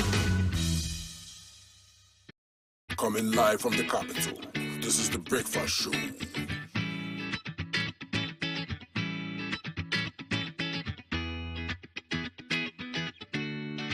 Good morning, my neighbor. Good morning. Good morning, everyone. Good morning. It's a good morning, and we serve you breakfast. Not just any breakfast, sizzling helping. Yeah, all the time. Okay, let's take a peek. I brought my spine. There are certain things that we do to help the children with their brushing. And there's much more on offer on GTV breakfast. You want it served buffet style? On-site restaurant? Complimentary breakfast? Off of your plate should be vegetables. So in my lifetime, I haven't seen Ghana Black Stars win an African Cup. Can I show what is written on the back? Yes, definitely. Where's the camera? Just stand and turn. So what's your pleasure than Votrasie at that time of the morning? Look at our immediate neighbors. What is their name? Burkina. Before this school, almost 70% of the country had been taken over by insurgents. And if you remember, the army was continuously complaining when they don't have the things that they need to fight the insurgents. It got to a point the army didn't even have food to eat. What are you expecting to happen? And then you finish, and then you come and worry all of us. Now Ghana have to beef up our security at the borders.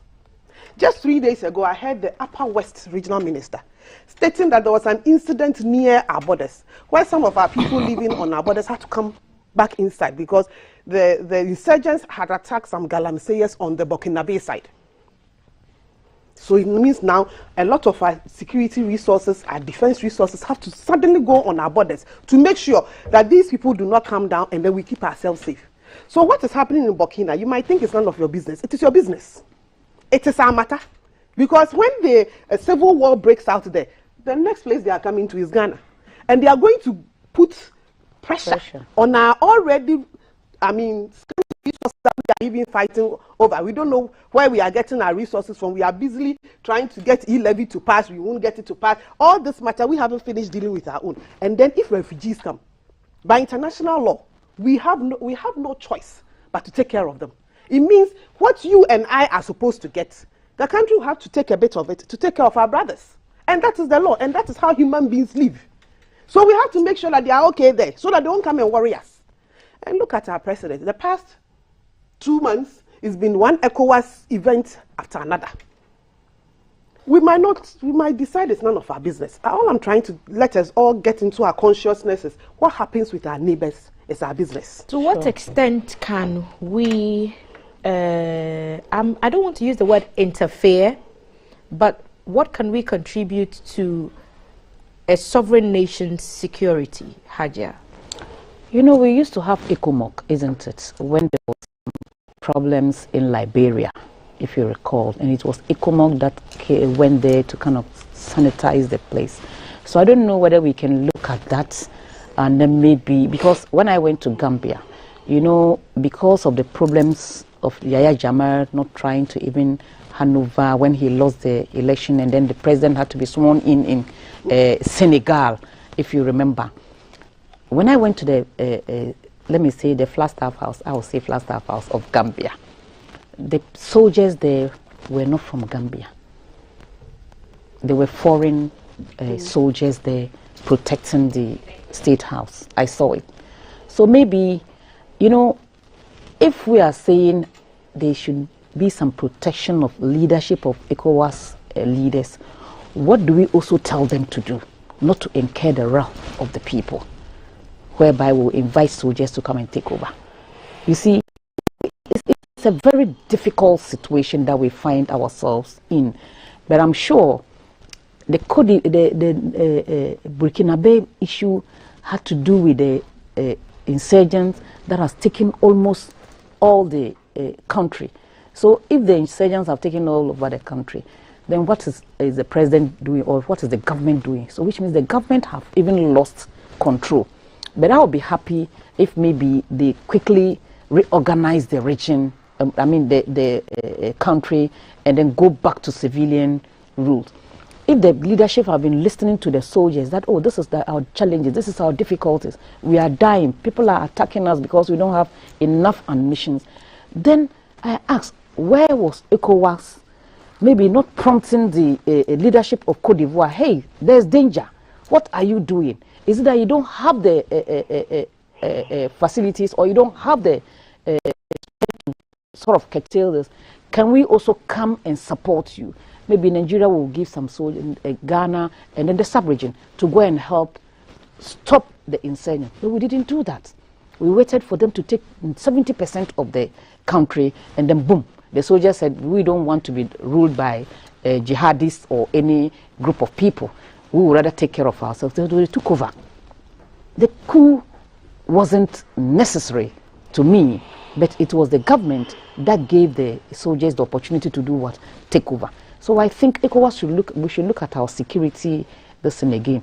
Are we going to revisit ECOMOG and then get some troops? If there's any problem in any country, we'll go and help. I think that one is better than waiting for it to escalate. But when we have a constitution being changed, like what Helen is saying, the man used the constitutional system. You see, his parliamentarians too should have also advised him that when we change, because you are 82 years, because it's a country that was also facing some challenges. We don't know what will happen. Why don't you just go away? Because this was a president that was being respected across the African country, if you recall, the way he is. But for you to sit down 82 years, you amend the constitution, and then somebody that you brought from France to take care of, is it a special force or something, will come and overthrow you. What is that? So I think leadership, African leaders should be fed up with leading. They should bear in mind that if it is their time, they should just go. But if you want to tamper with the constitution and do certain things, that is what brings all this. For me, the Cote d'Ivoire issue is our issue. Because look, it started in Po. Yes, Burkina issue. Po is just not far from Paga. And then, it started from there. So if they have to push from the other side, they will just come to Paga, entering Ghana. So what do we do? What do we do? We have our problems already as Ghanaians. We have the challenges after COVID. We can't even be strong on our feet. We don't need any extra wahala to come to this country. So I think as leadership, we should look at our friends and tell them, oh, what you are doing in your country, this can happen, this can happen. At ECOWAS and AU meetings. Because, Thelma, I keep on telling people manufacture ammunition, sell it to Africans, to kill ourselves, to be at war. Meanwhile, we are enriching their countries. It is not fair. It is not fair. So Africans, until and unless we take our destiny in our own hands and know that a black person is capable of minding his own business, will continue to be that's neocolonialism. You understand? Because we are buying everything from them. And then once we are fighting, then they are looting what we can use to build our nation. That's how I see it. Because there is nobody who will come and tell you that I'll do this for you. Look at Africa till today. Even just leave West Africa. I'll tell me, if you've been to Kigali before. No, not Kigali. Yes, that's Rwanda. Between Kigali and then DRC, if you see the rich land, it will marvel you. Even the soil that you walk on is black. And you can see people enjoying on one side, that's the Kigali side, that's Rwanda, and you see poverty and deprivation on the other side. Meanwhile, if we tap the resources of Africa, look at the Congo, it can supply to about 60% of Africa, and we're not doing that. Leadership should think outside the box so that Africans will feel comfortable, happy, transportation is okay, electricity, food, and security, and there will be no coups in Africa. Ellen, you wanted to react to her statement? Our issues in West Africa, in my opinion, is a lot. Our situation is complicated. Now, the attempted coup in Guinea-Bissau, you read into it and you realize that it is a coup that was being attempted by drug cartels. You know, Guinea-Bissau over the past few years have been taken over by these cartels. I read one BBC report that described it as fast becoming Africa's narco state. Thank you. So the president is trying hard, the president of Bissau is trying hard to fight that trade. And you know what goes into narcotics? The money. So the people who actually went there, it wasn't a coup. For me, when I read all the issues, it's not a coup attempt. It is an assassination attempt to the president and his whole cabinet. He did say, the president of Guinea-Bissau did say that there was an attempt to kill him and the entire cabinet. That was captured in now, reports on international. What is the meaning of this? Now you understand what I mean by saying that our situation is complicated. On one side, you have jihadists coming down from Mali with all the... And the jihadist issue is from the breakdown of law in order in Libya. And they are coming down. Now who caused it? Thank you. They are coming down. We are sorting that one out. We are not done yet. Now we have to think about drug issues in just neighboring Guinea-Bissau, where drug cartels can have the power and the money to actually organize an assassination against the president and his whole cabinet. That is how bad the security situation in the whole of West Africa is. And Ghana is in between. We have done our things so well. We might have our issues, we might have our internal, and this one is this, but that is how democracy is built. Now, we put more of our resources in protecting our borders, because, Hadia, no matter what ECOWAS does, every country is sovereign. You can only give advice. There's no way President Nana Akufo-Addo can get her from Ghana and go and tell the president of Burkina that I can see insurgents coming, so I'm bringing troops to come and help you. It will be regarded as an intrusion no, I'm not saying that. I'm just trying to explain.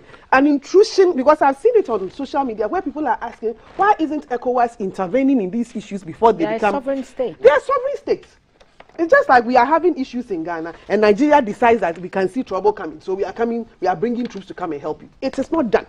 So the best thing anybody, any regional body, even the UN can do is to advise you and bring your attention to what is happening. It is up to you as a government, as a president, to take responsibility of your country. Okay. And that is why you were voted for. Right. Why do we want to burden Nigeria, Ghana, Cameroon, and the rest who are doing their things right to also take the burden of our French-speaking brothers and sisters?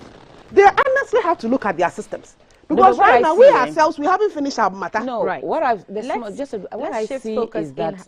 I see is that maybe they want to be fully independent. This French country. Well, it's up to them. Because if you look at the plan the Mali has brought, that they are going to do this, they are going to. They even sack, I think, the French ambassador and so forth. You see, Africans, we have to take our destiny in our own hands.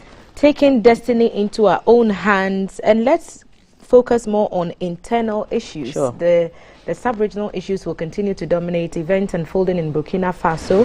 We'll be closely monitoring and we'll keep you updated as and when something occurs. The talks between government and UTAG continues, and yesterday in court, the judge asked that the matter be settled out of court. The Daily Graphic is capturing that story on page 13. The Finder also has it on page 2. Daily Graphic account says the University Teachers Association of Ghana and the government are expected to report to the National Labour Commission on Monday, February 7, 2022, to find solutions to the UTAG strike that has crippled public universities. It follows a letter from the NLC dated Thursday, February 3, inviting all parties in the dispute to negotiate in compliance with a directive by the Labour Division of the Accra High Court. And so that came on the heels of yesterday's sitting, and we'll be talking to some officials.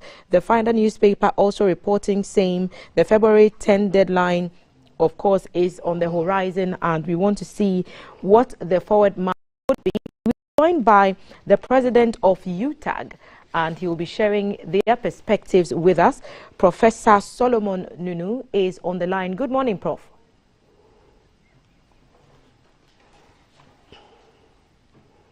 Hello, good morning.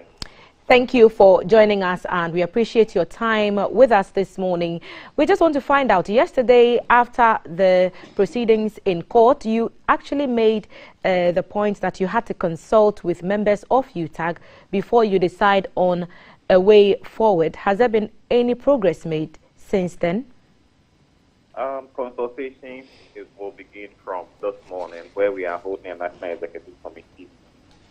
Thereafter, depending on the outcomes, then we'll have to also have branch level meetings across the country. You know, UTAG is comprised of 15 branches. So all 15 branches will have to, and then per our constitution, they need to put out a resolution stating their willingness to call off the strike or otherwise. So it's important. So based on the admonition from the judge yesterday, we will put out what is necessary based on the advice that came in. So we'll do everything possible in our power. But the most important thing also is that how willing is our employer to meet our demands or to meet the request that we have made to them. So that is the main part that we believe that our employers also need to get done as quickly as possible. Riding on the heels of your last point, you did say in court, our court reporter Barbara Kumar reported that one of your concerns when you were asked by the court to return to the classrooms was the fact that every time you had made that call to suspend the strike and to continue negotiations, the other side has not kept its end of the bargain. What assurance do you have this time that as you go into the next stage of renegotiations, that will happen? Or will not happen? As we talk today, that assurance is unavailable. We don't have any assurances of that nature. After the last strike action was suspended on the 22nd of August last year, you recall that on 18th of August, we signed an MOA with our employer concerning some things that need to be negotiated. So this, we are not through with that negotiation process. After that one, we signed an MOA on the research allowance on the 6th of October. Its implementation and how to get things going. That also, so date, nothing has taken place. So you will see that on our side, on the side of our employers, the willingness doesn't seem to be there, and the desire to ensure things are done the right way also that doesn't seem to be there. So in terms of assurances that we believe that people will come out, there's none. It means they need to do a lot more overtures also to ensure that something positive comes out of this admonition. There's a view that's held by lots of people that teaching is a calling, and for those who are engaged in that vocation based on the call that they feel they have on their lives, the welfare of their students is paramount. And I'm asking this question because students have come out to agitate and even plead with the lecturers to return to the classrooms and keep them in mind in the journey to renegotiate for better conditions of service. Is that something that you're taking on board? That has always been the paramount thing in making our decision. If you recall, when we embarked on the strike action on the 2nd of August 2021, you'll recall that at the time, students were in school, the semester was about half through, and that was when we embarked on that strike action. When the call came from our students, we quickly called off the strike so that we go back to the classroom to negotiate. We went through the entire semester, everything finished with our examinations and assessed them, where congregations needed to be held, graduation ceremonies, all of these things were done to the end of the year. So students have always been paramount in our decision making. This time around, all we are saying is that they should understand us and let's complete this process, which is at the beginning of the semester. The semester has not begun, so we have just started. Let's finish this whole issue.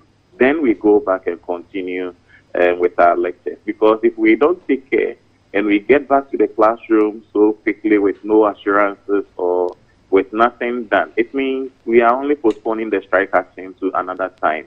And that wouldn't be fair. So it's important that parents, students do understand the situation we find ourselves in. Yes, teaching is a calling, but it's not a calling to poverty. Prof. Nunu, you mentioned parents. These are the parents who perhaps have paid fees, sometimes into substantial amounts, and they expect that the award their children will get some instruction.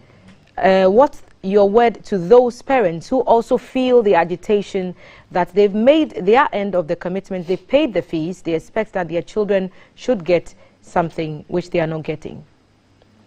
Yes, so we are all parents, myself a parent, and we have kids and wards in school that we are taking care of. At this point, all we have to do is to plead with them. So we are pleading with parents to understand the course of action that we've taken at this time. And as I said earlier on, that is required that we get done as quickly as possible for us to continue with the semester. We don't want the semester to break midway through because some requests or some negotiation items that need to be negotiated upon have not been achieved. And we believe it's important we get these done so that we have a smooth semester. Let's find a permanent solution to this problem and not firefighting solution. That one, it means we are only postponing the strike action or suspending it just for a period, and then it will be reactivated at a later time. So parents should understand the situation we are in. Let me quickly engage the thoughts of the NLC on this matter. They are the referee in this battle between UTAG and the conditions of service that you're asking for. Mr. Ofusua Samoa is Executive Secretary of the National Labour Commission. And on phone. Good morning, Mr. Samoa. I think we will be getting him, but the idea is to get perhaps for you, Prof. Solomon, the assurances, if there are any to give, that government will stick to its end of the bargain, because I believe strongly that every party in this matter would want a resolution sooner rather than later. Okay? Prof. Nunu, thank you for your time. We've been talking to Professor Solomon Nunu, who is the president of the University Teachers Association of Ghana, UTAG.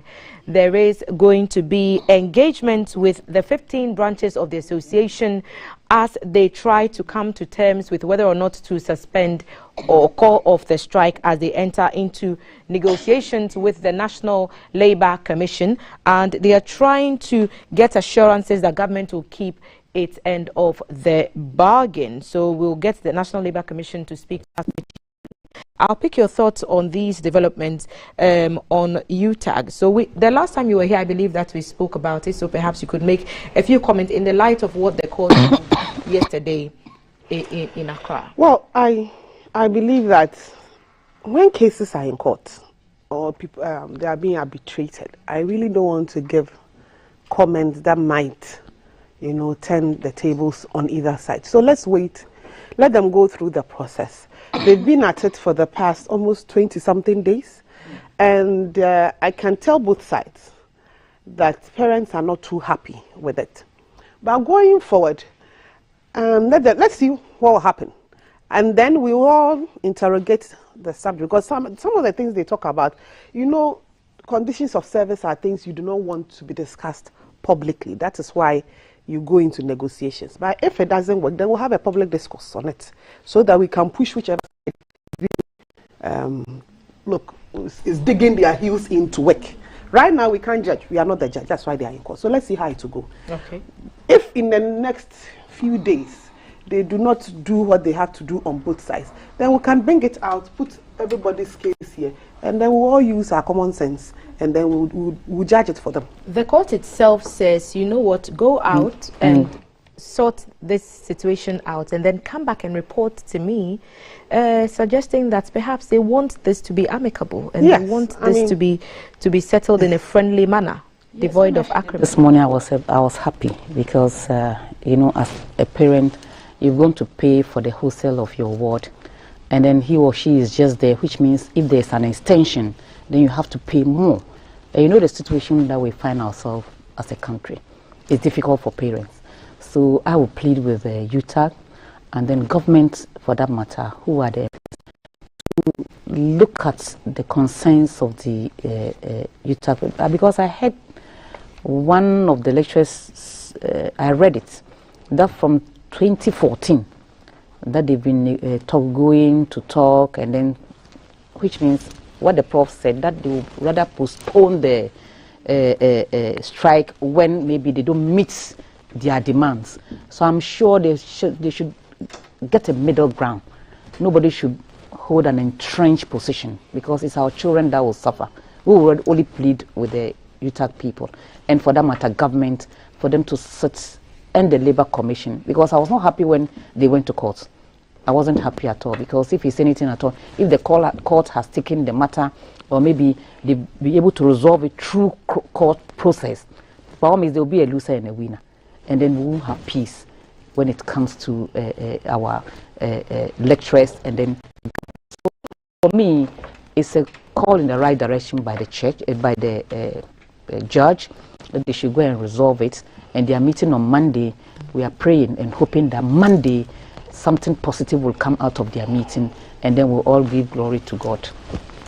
Right. So we'll try and establish contacts with the Executive Secretary of the National Labour Commission to also share their side of the story with regards to the call to return to negotiations outside of courts. And when we have him on the line, we will speak to him and see if there are any assurances on that side to be given, if there are any at all. Still on matters of legality, the Asin North MPs will appear to be dominating discussions in the newspapers. The Daily Graphic is capturing that on page 13, and it's saying Asin North MP charged with perjury, and 4 other papers have carried the story. Ghanaian Times, state prefers fresh charges against Asin North MP. So the graphic story says the Attorney General AG has filed criminal charges at the Accra High Court against the National Democratic Congress NDC Member of Parliament for Asin North, Mr. James Jechi Quayson. Mr. Quayson is accused of forgery and other offences over the allegation that he knew he had dual citizenship when he filed to contest the 2020 parliamentary election. He's facing 5 counts of deceit of a public officer, forgery of passport or travel certificate, knowingly making a false statutory declaration, perjury and false declaration for office. It is the case of the AG that Mr. Quayson allegedly made a false statement to the passport office that he was not a citizen of our country when he applied for a Ghanaian passport. In addition, he has accused Mr. Quayson of making a false declaration under oath to a district court registrar to the effect that he, Quayson, did not owe any allegiance to a foreign country when he filed to contest as a candidate for the Asin North seat. And the punishment for the offences slapped against the legislator ranges between 3 and 10 years of imprisonment. Ladies, so this matter has brewed since the dawn of January 7th of 2021, when the new MPs were about to be sworn into office, and the NPP side raised the objection and subsequently ended up taking the matter to court. And this is how far we've come.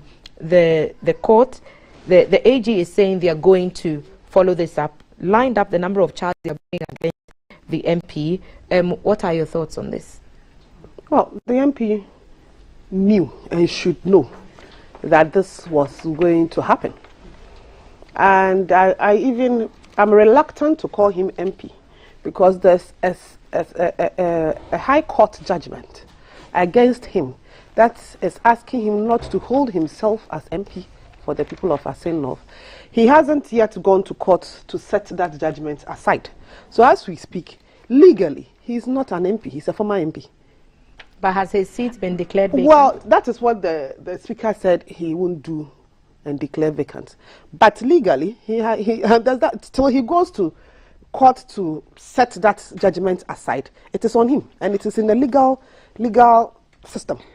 So legally, he is not an MP. Okay, let me pick. But going on forward, he should have known that this will happen.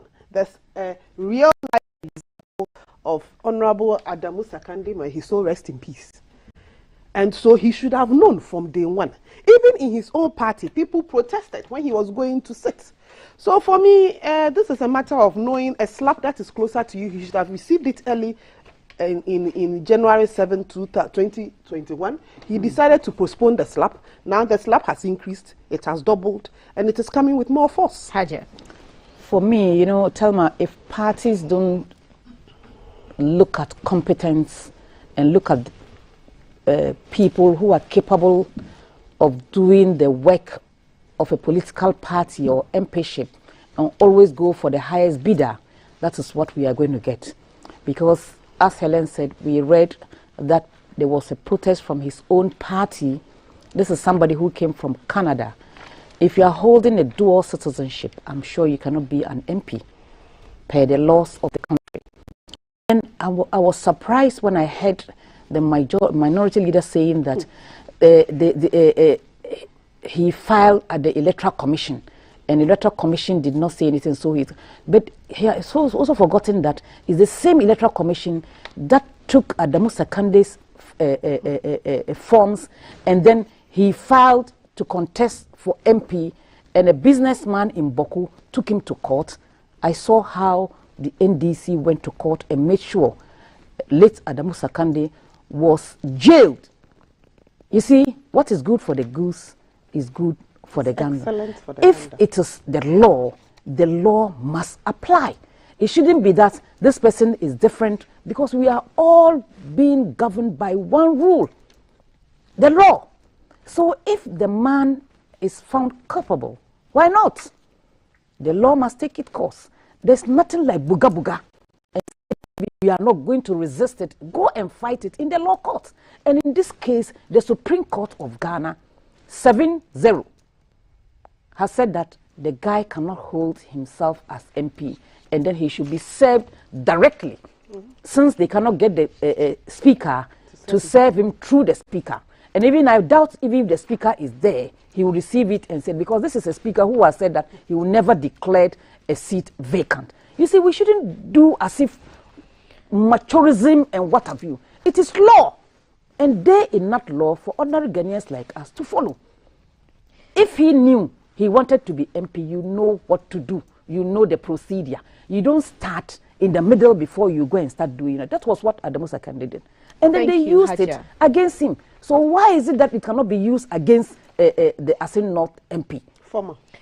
Haja Hamdatu Ibrahim, former first former acting chairperson, and presidential hopeful. Hopeful, yes. On the ticket of the Convention People's Party. And of course, Ellen Amadeko, member of the NPP communication team and National Women's Organizer Hopeful. Ladies, thank you so much. Today, we would have to take a break into the chat with you. We are expecting another great woman at the table. The Takrady MC. The Takrady MC. The next time we come has done well. Why are dear? He deserves everything he's getting. These are the people who give the government bad name. You just had to put that out there. No, as soon as they just get power, small, instead of them to enjoy and then better themselves, they would rather use it to abuse people. I wish we had time to talk about the Takrady MC. I wish we had time to talk about the Ghanaian Times report that said bleaching is on the rise in Accra. It's captured on page 23. Grab a copy and update yourself. The State Banquet Hall has been left to rot, according to the Daily. And they are saying renovation works have been abandoned as the state spends millions to rent private venues. I wish we had time, but we don't. Later on in the show, we'll try and pick the thoughts of Koku Anyidoho, CEO of the Atamils Institute. The NDC says they are breaking ties with him. It's captured in the Daily Analyst. NDC shuns Koku's Atamils Institute. We'll pick his thoughts on that. But the Ghanaian Times is also asking for people to donate generously to the redevelopment of Apiate, and it is from the Fund Committee's report. We'll be sitting down with the leader of that team, who is going to oversee all the support and relief activities that will be happening in Apiate. You remember that community that was devastated by the explosion of mining equipment which was being transported to the Shirano gold mines. And the very good Reverend Dr. Joyce I is already in the house. He'll be taking the table right after this break. So get your questions ready. The WhatsApp number is 0556134, and we'll be right back after this break. Live from GBC Studio 1, this is the Breakfast Show. The show was a jar oba and a dim. The groom is sick. What? Malaria. Malaria.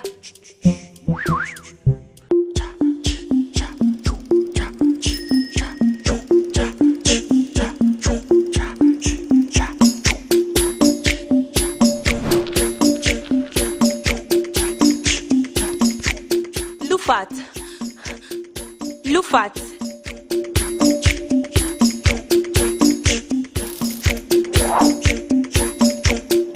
Injija woman malaria enka want to them. Lufat, a malaria drop a cope.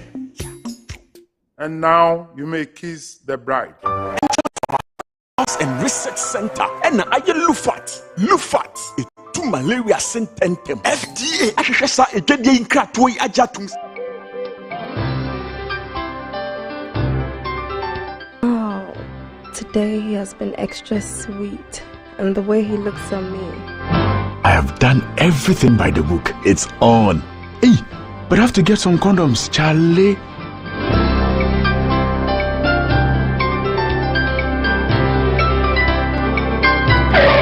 Using a condom will protect you and your partner from HIV, STIs, and unplanned pregnancy. Condoms are an effective way for protection against HIV infection. Don't take risks. Use a condom every time.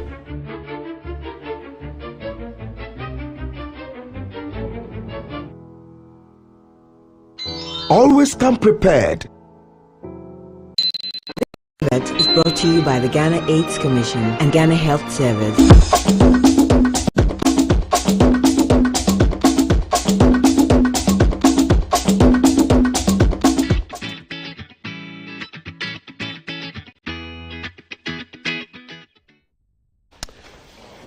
Thanks for staying here with us on GTV Breakfast. So, on the 20th of January 2022, it was a Thursday, a really dark Thursday, an explosion ripped apart a community in the western region and shut it down almost entirely.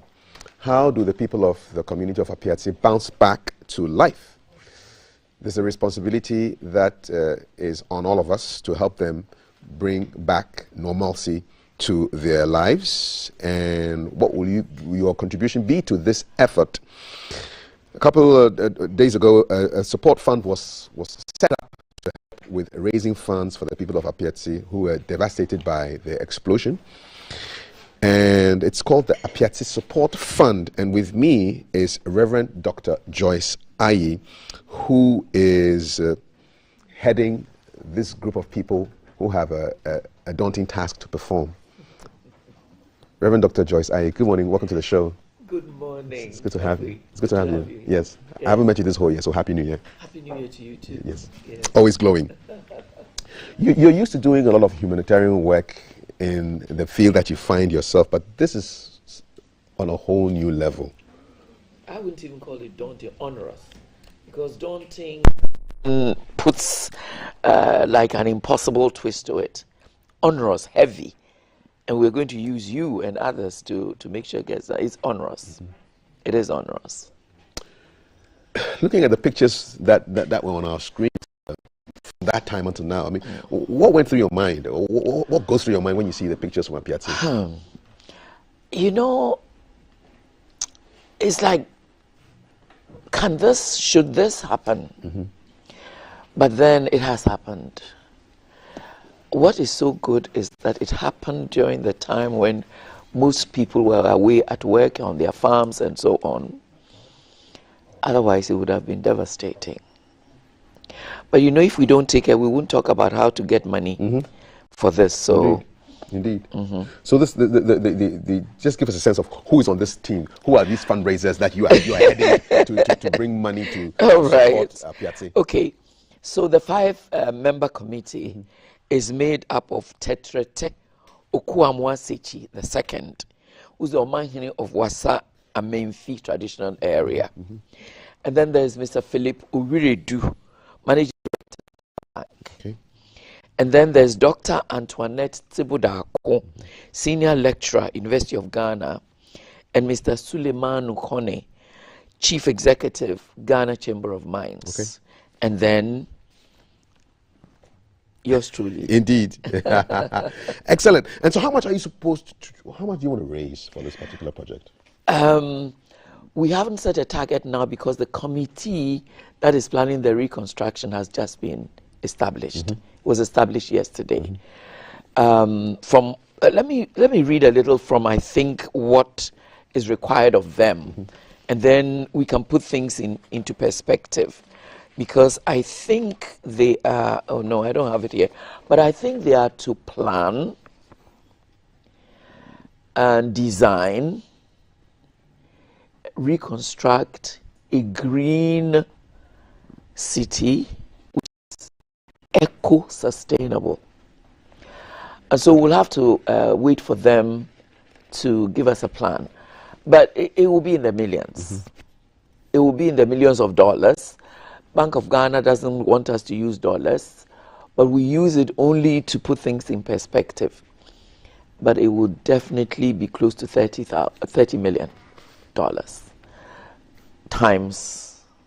6.7 or 6.8. Yeah. Yeah. So it's a very serious undertaking, and our hashtag, or the hashtag we're trying to put out, is Ubiaran Chiebi. Kafu, how will I say it in Ebe? Amashiamana Zoga. Amashiamena Zoga. Yema. Yeah. Yes. Amashiamena Zoga. It's a mofiamo aweko. That's how the Gans will say it. But you know, these young Gans, they probably will think that if you say mofiamo aweko, they'll go and find a dress. And so mofiamo apeko. That's it. Put some English word inside it. Mofiamo apeko. That's it. Before the young Gans start finding new dresses to wear. Exactly. They're trying to look as funky as you. What's been the response from corporate Ghana so far to this fund? It's been wonderful. And it's not only corporate Ghana. Because when GBC put out its QR code, we've been receiving amounts of money. Ghana Commercial Bank. The Ghana Commercial. Yes. No, it's no longer Ghana Commercial Bank PLC. No. GCB Bank PLC. Exactly. Yes, right. So they have a QR code, and already we've been receiving. We did it on Wednesday, and already we've been receiving a few CDs. You know, people testing it and so on. And then when you go to our website, which is www.apietsisupportfund.com, on the extreme right corner, you will find a donate. And that donate will take you to a Stanbic fund something, which will show you the steps which you can go through. Tigo, you can go through. Vodafone, you can go through all the, MTN and so on. Okay. And then we have established bank accounts with both Stanbic and GCB. Okay. And the GCB bank account is 110-111-300-36123. And the one at Stanbic Bank is 90-4000-997-4967. Okay. And you can write your checks into that account. We can give it via Momo as well. If definitely you can give via So information will be on the website. All the information is on supportfund.com. This is the only town in Ghana I know that has like a 10 million different spellings. But this one is APPIATSE supportfund.com. And all the information. In fact, we made sure we got the right name because, as you so rightly said, so many other names were coming. Exactly. So we chose the name that we were given, and that's what we are going to use. Let me back it up a bit. So what are the terms of reference of your fund? Exactly two, and I have the letter here. One, we are to raise sufficient funds for the Apietsi Support Fund and to supervise the disbursement of the fund in accordance with the highest standards of integrity and transparency for the benefit of the people of Apietsi. Simple as that. Very simple. Okay. And that's why there are other committees. That's why there are other committees, because you need a committee to actually plan the reconstruction of the township. And I think the president is keen that the township becomes a model for towns going forward. Global warming is so real. The world seems to be self-destructing, but we need to put a stop to it. And so we have to plan cities and towns in such a way that we will be environmentally very friendly in a very sustainable way. Yes. Did you plan any fundraising activities to ginger support for the fund? In fact, we would like to use the simplest ways of raising support. You and I know that sometimes in planning an activity to raise support, you end up spending more on the activity than in the funds that you actually get. We will use all options, but our intention is to raise as much as possible without giving away much. Okay. That's how I'll put it. Keep the costs down and raise as much as you can. Yes, raise as much as possible and really keep the costs down. We have to. Okay. So T&A, big words, transparency and accountability. Those are some of the things that people will be thinking about. Yes. How do you ensure that those principles are adhered to? That is why we didn't even come out in the public domain when we were established until we had had our website, until we had had our bank accounts, until we had actually meeting with the press for them to know that yes, the accounts have been established, the banks were there, that QR codes have been established and so on. Because the best way to be transparent is for somebody to know exactly where the funds are going to.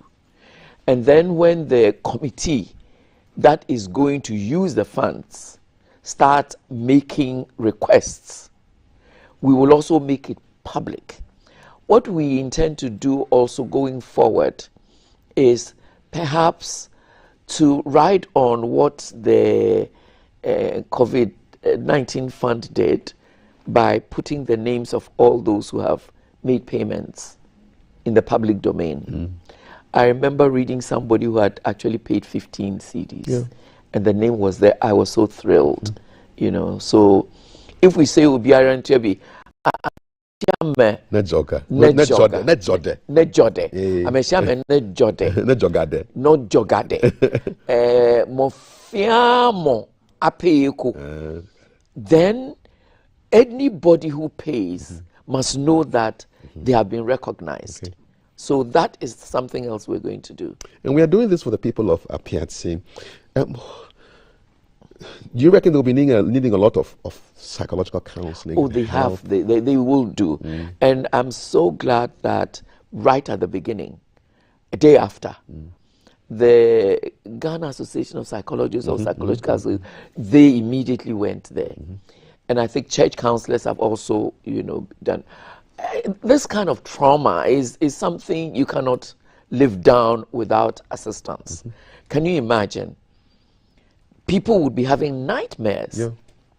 Children will be crying because just the sound of the explosion is something you're not going to be able to live down with. Soldiers who are trained to go to war come back from war facing these explosions, and they are not the same people without assistance. Traumatic stress disorder. Yes. And the noise we heard, just watching social media, I know, was just crazy. And of course, we can't forget that 15 people died. According to the website, 15 dead, 59 injured, and 954 people displaced. And that's why we need so much money, because it's not only reconstructing the town, we have to deal with their livelihoods as well and make those livelihoods sustainable. Farmers may not have had their farms in that town, but then even if they are farmers, you want to get them to get back to their duties, show them better ways of farming, make sure that marketing and making sure that whatever they produce is safely stored and so on. All these things are going to come. But that's not my committee. Yours is to raise money. Mine is to raise funds. So Kafu, you should call the people of the other committee. Yes. So they can talk about it. Indeed. But we need to raise funds to make sure that as far as possible, they can get back into their old lives and maybe make their lives much better than it was before. Okay. We know that the president made a personal donation of 100,000 CDs, and the government will make their own donation. So is that money going into this fund? Yes, it is going to that fund. And yesterday, Minerals Commission also donated 2 million Ghana cedis. I think I have it on my phone, which I can show you. Sure. So the donation to the fund. To already. the fund. Okay. To the fund. Yeah. Yes. Okay. They made it to the fund, and I think that it's something that we need to take care of. No. Okay. Yeah. Well, in case you just joined us, this is GTV Breakfast. I'm hosting Reverend Dr. Joyce Ayi. She's, what's your title? Is it head of president or chairperson? Oh, no. And I like chairman. Okay, so the chairman of the PHC support fund, raising money to... No, the PHC support fund. Yes. ASF. Okay. So this is... So that's it. Yeah, we'll put it up there, so don't worry. Yes. Yeah, okay, so those are the details here on the screen. So so it's a PHC support fund. Minerals Commission presents 2 million CDs to, I see a Ghana News Agency report there. Yes. Nice big dummy check. Yes. I told them yesterday we're coming for the real real thing, of course. Yes. Indeed. Yes. And so if you want to get in touch, if you want to donate to their website, a PHC support fund, APPIATSE support fund. You know, there are other websites there. Please don't take your money there. All right? Go for this one. APPIATSE supportfund.com, where you get all the payment details. And GCB Bank, PLC, and Stanbic are the banks. You have all the bank account numbers on that website and other ways to give via your whatever mobile service that you use. And it's supposed to, and your terms of reference again, please remind us of your terms of reference. Our terms of reference, to raise sufficient funds, and two, to supervise the disbursement of the fund in accordance with the highest standards of integrity and transparency for the benefit of the people of Opiati. Okay, so which means, just from what you've said, the reconstruction committee, which is working on rebuilding, numbers let you know that, look, this is our budget. Exactly. And that becomes your target. That becomes our target to raise. And then to disburse. Meanwhile, we are encouraging everyone to donate to the fund, because anyone who knows about building a township, even from these real estate agents, you know that it's huge monies, so it's going to be a lot of money that we need. And as I said, we could go into the region of 30 million, because if we are going to restore livelihoods, it's something that really will require all of us. What I love about fundraising is that no matter how much you give, you are contributing to the whole. And so please don't look at what somebody else is giving that you do. Just focus on what you have and donate it. And being a woman of faith, I'm always reminded of the fact that Jesus took 5 loaves and 2 pieces of fish and fed 5,000 people with 12 baskets left over. And I'm hoping that we will have some money left over which can be put into a fund to support other activities in the community, so. And if you think that, okay, Jesus, he used divine multiplication to get that to happen, just think about mortal Obama, who was taking $10, $20 donations from people and was able to fund his campaign and get into power. Exactly. So small donations count. Donations count. Yes. They count even more than when you focus, when you get fixated on the big ones, you lose the value the small ones. And so our fixation is on the small ones. And that is why our hashtag is Amesiame na joga. Yema. Amesiame na joga. Mo fia mo apeko obiara nto tuebi. If I have, we asked GBC to give us all the translation in all the languages that we use. So we'll have Nzima, we'll have Hausa, we'll have Dagbani, and all of them. All of them. If somebody wants to give cash, what does that person do? What we have decided, what we've decided as a committee, is to make ourselves available at the conference room of the Ministry of Lands and Natural Resources Mondays and Wednesdays between 10 a.m. and 1 p.m. To receive donations. And to make ourselves available on any other days when the need arises. The enthusiasm is high. I've had calls, other committee members have had calls of what do we do, where do we come, and so on. And so we will receive cash, and immediately, if we know that we're going to receive cash, we will make sure that the bank is there. You know, if you want to call us to make an appointment to see us, give us a number. Yes, 055 455 0550 or 020 931 3952, and we will get this information. I will be waiting for you. Were you once a broadcaster?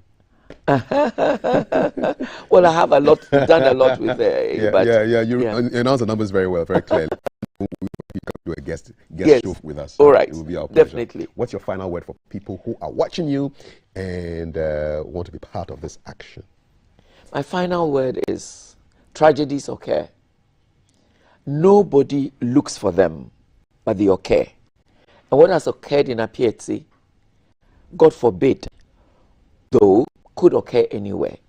I like the Akan proverb, which says that when you see your neighbor's beard on fire, fetch water, because you don't know whether yours will also catch fire.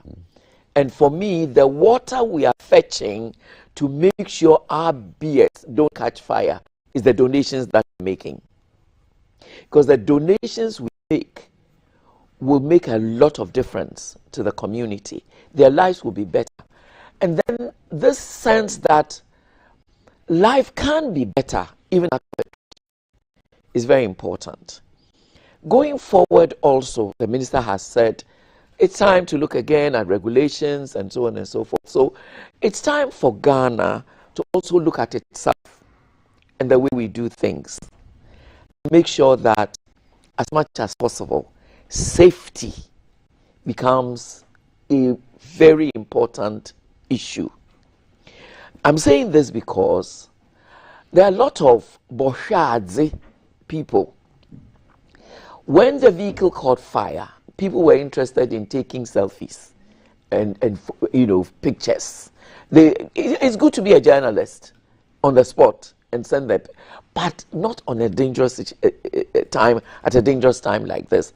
So my word is, let's make sure that when there's a serious accident, as happened yesterday when a tanker overturned, don't go and look for the fuel. Don't go and use your phone and so on. Safety is so critical because those who have been injured, some of them are not going to get back to normal life, and some people even died. Children are traumatized and so on. So safety is very important, and we should take safety seriously wherever we are, in our kitchens, the way we handle gas and so on. But my last word, Obiaren Tiebi, please make it a point to make a payment. Go to our website and look at the donate, www.apiatsisupportfund.com. There's a donate section there, and make a payment. The GCB Bank PLC also has a QR code, And I think we can put it out there. Yes, we'll put it out there. Let's put it out there and go on the code and make a donation. We're waiting. We'll wait for you to receive anything you want to bring us on Mondays and Wednesdays at the Ministry of Lands and Natural Resources. And all my studio technicians, I'll be coming for your Ubiarentiabi. I'll be coming for it. And Thelma and Val. Yes, I'll be coming for, yes. Thank you. They couldn't have gotten a better person to head this particular support fund than you. Kafui, hello. You know I'll be coming to you. I know. I can see. So you better do it before I come. One time. But I will not come and see you, so I'll come on a Monday or Wednesday. Okay, that would be nice. Yes, feely, and then you'll be in public. They say Kafui. Yes. All right. Yes. Thank you so much. Reverend Dr. Joy Zai is the chairman of the Apiatse Support Fund. Look for them online. It's APIATSE, supportfund.com. You can give by check to the banks, GCB Bank PLC or Steinbeck. There's a way for you to also give via Momo. And if you want to do cash, just go there Monday, Wednesdays at the Ministry of Lands and Natural Resources. They'll be there to receive you between 10 a.m.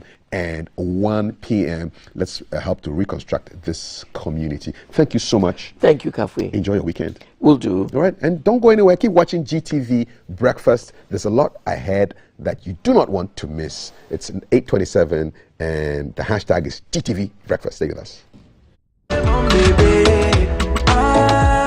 Coming live from the capital, this is the Breakfast Show.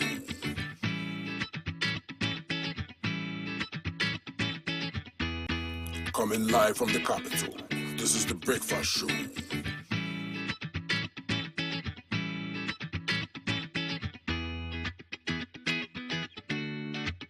Morning, my neighbor. Good morning. Good morning, everyone. Good morning. It's a good morning, and we serve you breakfast. Not just any breakfast. Sizzling helping. Yeah, all the time. Okay, let's take a peek.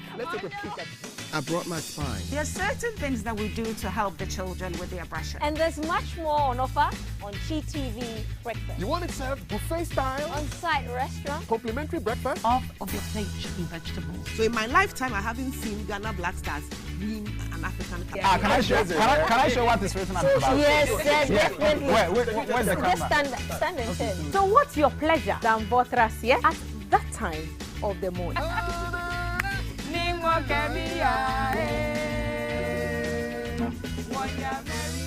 So never skip breakfast. On GTV Breakfast. From Monday to Friday at 6 a.m. We've got you covered with a trusted team.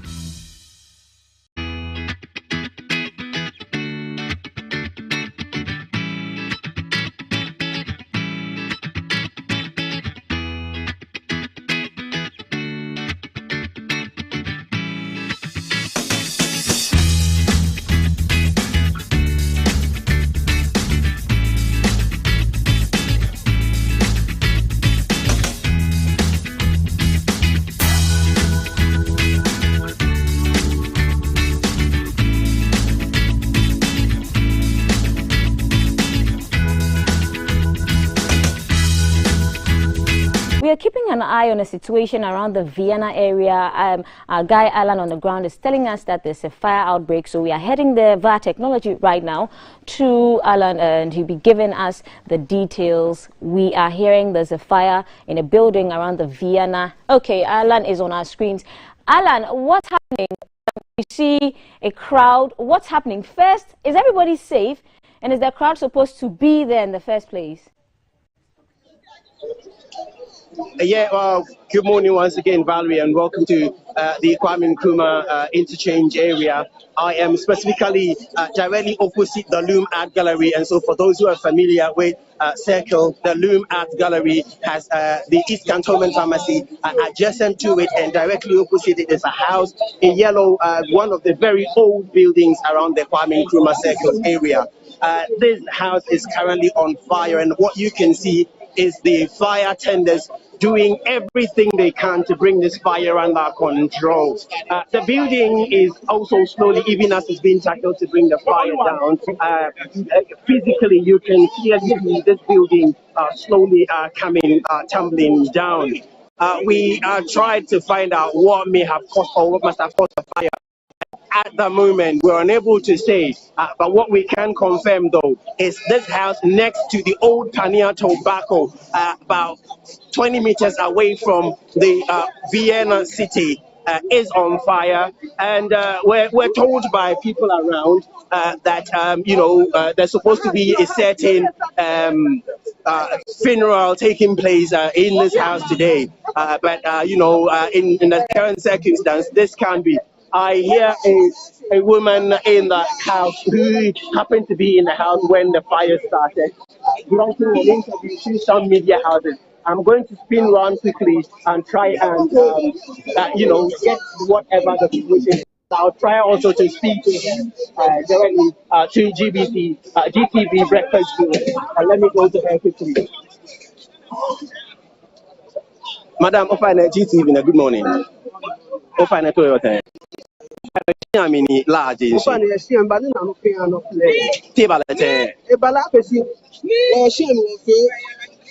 yeah, I mean living it. Okay. Okay. Okay.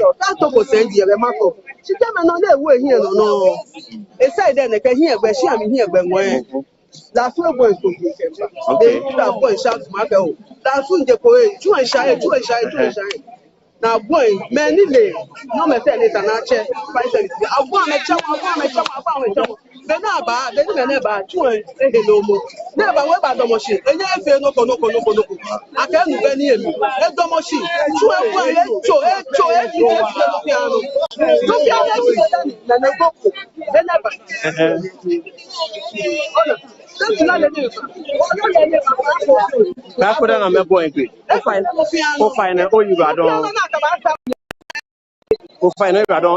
I can lie, I know.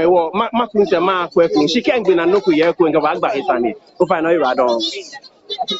So that is one of the family members who was actually in the house when this fire started, and from what she explained in the Ga dialect, there is supposed to be a funeral. Their brother is supposed to be laid to rest over this weekend, and so they were getting preparations underway to help get the funeral started or underway, only to realize the house is caught up in flames. Whatever may have caused the flame, they're unable to say. But then they frantically called the fire tenders, and a tender arrived very shortly after the calls.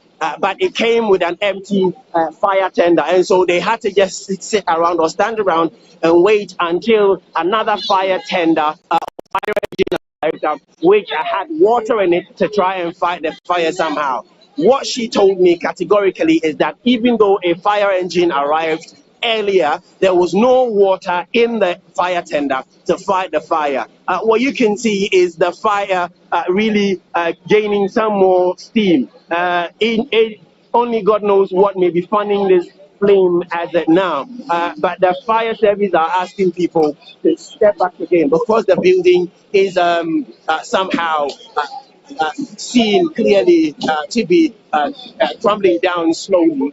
They're asking people to keep a certain distance. And so I am going to try and also move away from the fire, as you can see it. Well, I think where I am currently is okay. But yes, this is a house on fire around the Kwame Nkrumah interchange. It is specifically between Pharmacy to my right and the older tobacco house to my left. It is also directly opposite the Louvre Gallery.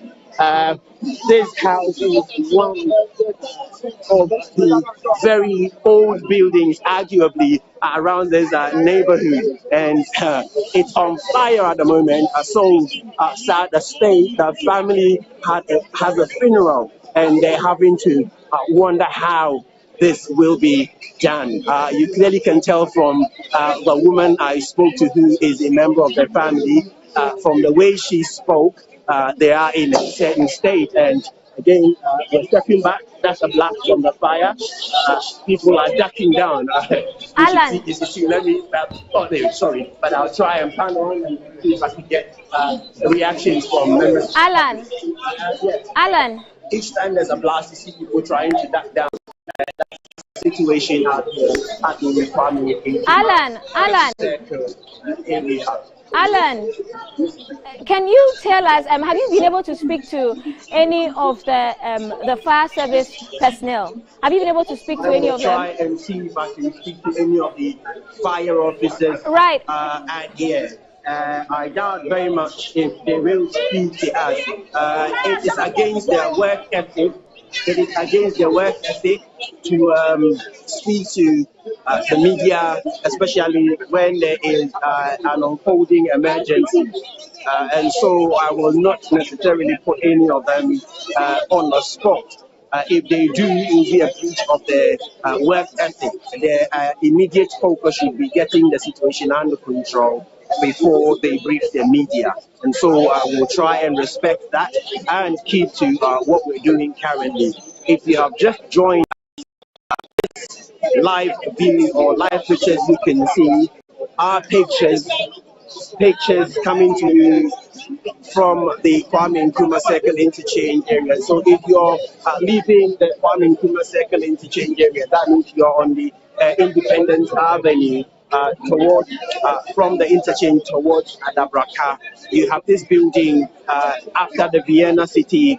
You have the old tobacco, Fania Tobacco building. Next to that is the building you can see on fire. And right after this building is the East Cantonment pharmacy warehouse or wholesale division.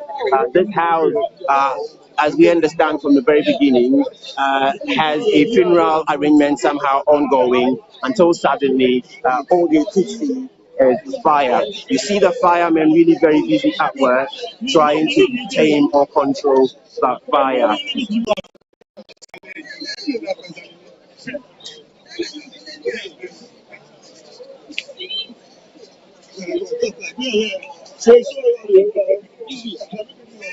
And so those are live images we are seeing from a building around the Vienna City area where Alan is on standby. Alan, from the videos we are seeing now, I see cracks in the building, in parts of the building. How sure are we that, because we can still see the fire raging inside, is there no possibility of the building collapsing? And then again, the crowd that's around, if the building happens to collapse, will people be safe? And you yourself, Alan, I don't think you should get so close to the building.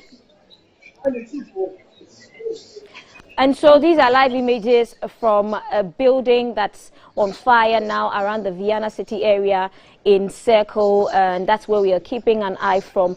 The is on the ground, there are fire tenders, and from what we can see, they are trying to bring the fire under control. The fire is still raging on, by the way, and these are live pictures from the building at the Vienna City area.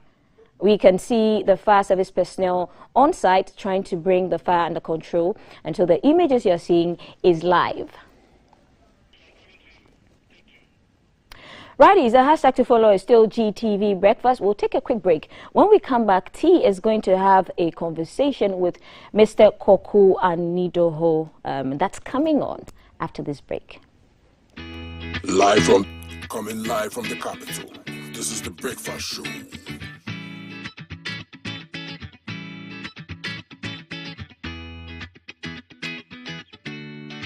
Good morning, my neighbors. Good morning. Good morning, everyone. Good morning. It's a good morning, and we serve you breakfast. Not just any breakfast. Sizzling healthy. Yeah,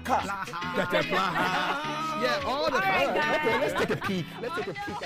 I brought my spine. There are certain things that we do to help the children with their brushing. And there's much more on offer on GTV Breakfast. You want it served buffet style? On-site restaurant. Complimentary breakfast? Off of your plate should be vegetables. So in my lifetime, I haven't seen Ghana Black Stars being an African country. Can I show what is written on the box? Yes, definitely. Where's the camera? Just stand and turn. So what's your pleasure, Dan Votras, at that time of the morning?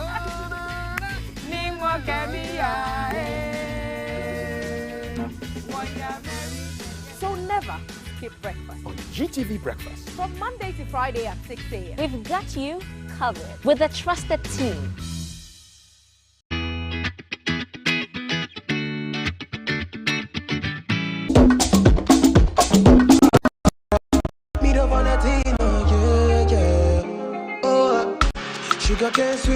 Coming live from the capital, this is the Breakfast Show.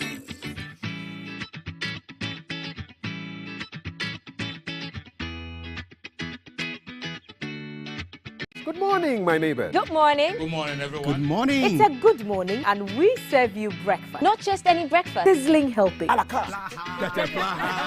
Yeah, all the time. Okay, let's take a peek. I brought my spine. There are certain things that we do to help the children with their brushing. And there's much more on offer on GTV Breakfast. You want it served buffet style? On-site restaurant. Complimentary breakfast? Off of your plate should be vegetables. So in my lifetime, I haven't seen Ghana Black Stars win an African Cup. Can I show what is written on the box? Yes, definitely. Where's the camera? Just stand and turn. So what's your pleasure, Danvotras, at that time of the morning?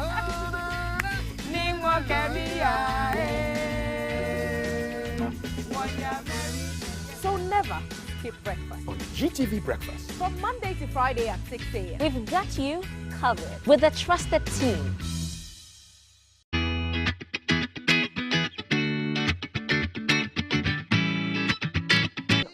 We are reaching out to Mr. Kokwanyidaho to respond to a story in the Daily Analyst paper, page 3, which the NDC is saying it's distancing itself from the Atamils Institute, of which he is CEO.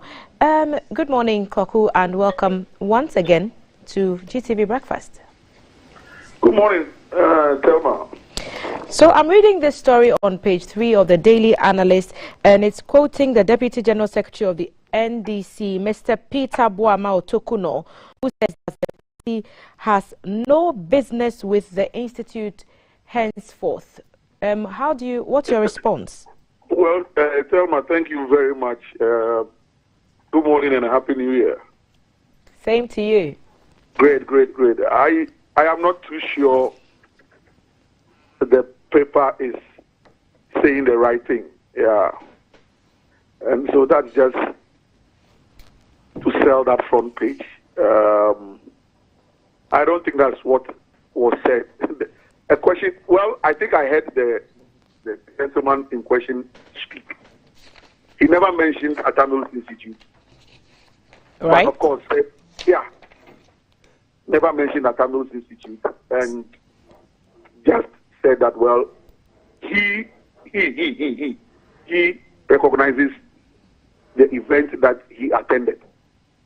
Which was the launch of the Institute. Wonderful, because the Atamils Institute has had it launched a couple of years ago. Okay, so the Memorial Heritage, which was done, the launch of the Memorial Heritage for the late former president, which was held earlier on this week, is what he was referencing. But he also said that the NDC does not have, doesn't he speak in authority as a Deputy General Secretary of the party when he says they no longer have any links with the institutes that you head? But has the NDC ever had any link with the Atamils Institute in the first place? The Atamils Institute is apolitical, Thelma. I think the last time we had an institute in there, I made it very clear that it is an apolitical, duly registered civic education and public policy advocacy think tank. Now, Otokuno has no locus in the Memorial Heritage. I have heard the chairman of the Memorial Heritage speak copiously and has also said that his organization is apolitical. So where does Otokuno stand in this equation? It's apolitical. We had the chairman of the Heritage here, as you've mentioned, Honorable Segbefia, was at the table, and he said... Is he there with you?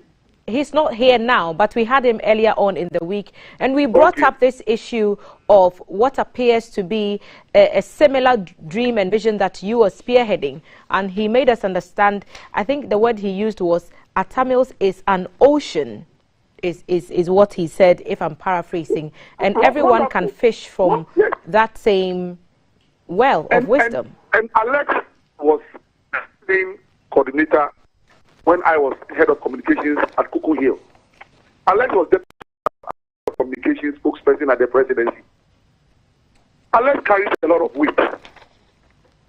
Alex has said in his wisdom that the Tamil space is very big and a lot of people can enter. Why not? So I'm not going to pay too much attention to Peter Obama Utokuno, who incidentally worked with me in my office. When I was at the office of the president as head of communication, I employed him in my office. I'm the same person who took him to the party headquarters as deputy director of research until he's moved up to a position that I also occupied already. I would have preferred that if it was the general secretary himself or even the national chairman. But tell me straight to the point. I have been functioning for how many years as an institute? All I have sought to do is to fly high the legacy of John F. Samuels. If it wasn't invoked then, or to do it, and suddenly it is invoked for them to do it. I mean, it's not a fight. Nobody is fighting anybody. I had my event, my maiden event, Thelma, was at the Ghana Academy of Arts and Sciences, their new auditorium, which was built by President Samuels. If you are looking for the greatest intellectual dome, in the Republic of Ghana, it is at the Ghana Academy of Arts and Sciences. When I had that event, high-profile personalities were there. Secretary to the Zabibaku Mensa was there.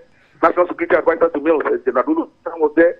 My council chair is Nene Nagai Kasa, the eighth, known in public life as Mr. Mike Afetikizu. Three-time member of Parliament for Shairu Sudoku, Minister of State at various times, information, tourism, Doyen, a colossus of the NDC tradition. So tell me, I am not competing with anybody that I've organized. I've invited the NDC, I've invited the MPP, 60 religious people, except that the NDC, you see what the Tokono has done now. For me, I've been in that position before. He has embarrassed the NDC. Because he has only just made it very clear that some people at the NDC headquarters have said that anything and you know who will touch, they will not touch. So I thank you for coming out and telling me, yeah, but it do not stop me from inviting them. If they don't come, it's a business. And it won't stop me from functioning. Tell me, this is nothing at all. The Tamil Institute, because of our caliber and what we are doing, we'll be able to reach out to Benakufan. And he's building Asumge Park. Asumge Park, when he died, he passed on the 24th of July, and so rest in peace, 2012. We laid him to rest on the 10th of August. Thelma, we had no template. It had never happened before that the sitting president will pass. But we had to lay him to rest so the nation could move on. And there was a master plan that within a year, so that by the first anniversary, Asumge Park will be completed into a befitting, beautiful monument in memory of the late president. The Architectural and Engineering Services Limited, of the Republic of Ghana, prepared a design. Thelma, ask me why the NDC was in power, my own government was in power for 4.5 years, and Asumge Park was not built. But for me, it's about the Republic of Ghana. So we have a new president. And I go and see him, and I approach him, and I'm humble enough to beg him. And he's building Asumge Park, which graciously he will commission on the 24th of July this year. In celebration of the 10th anniversary of the passing of the late president. Thelma, I think that that's endorsement enough. And the biggest endorsement that I need, Thelma, is divine endorsement. And I know that God has endorsed the good work that I'm doing. President Mills himself endorsed what I'm doing. And in that, he still continues to endorse it. Koku, I'm sure we'll have you back perhaps on this seat again to Yes, talk I think more about some. Tells me that sometime next week I come in studio. I think we can have more exhaustive and effective conversation. We'll be looking forward to having you. Thank you so much for your time. Have a wonderful morning. And a pleasant morning to you too. Koko Anyidoho is the CEO of the Tamils Institute, responding to a story in the Daily Analyst where the NDC's Deputy General Secretary is being, we're told he's making comments regarding the party no longer having any business with the institute, which Mr. Anyidoho heads. And Anyidoho is saying he perhaps may be speaking in his own personal capacity and not in the capacity of the party as a communicator. We understand that there is a live situation unraveling at the Vienna City area, and our team are on the ground. Valerie will link us back to them so we see if there are more updates to share. Val?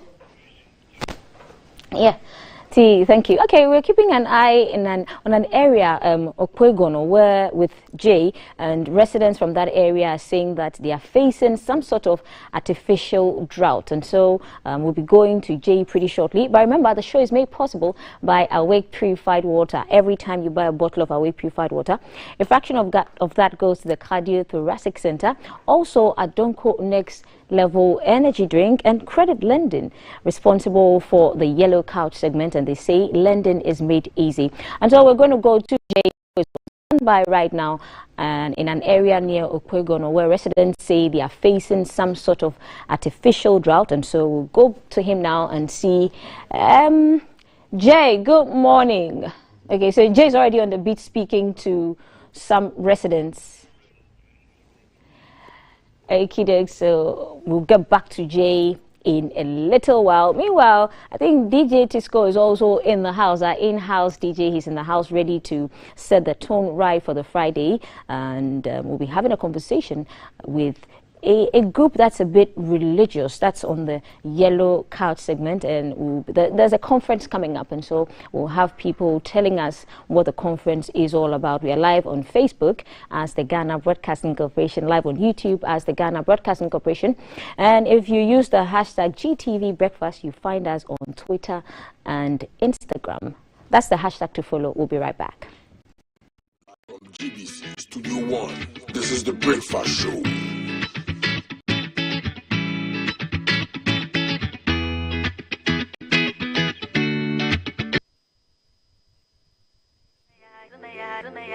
Oh my God. Oh my God.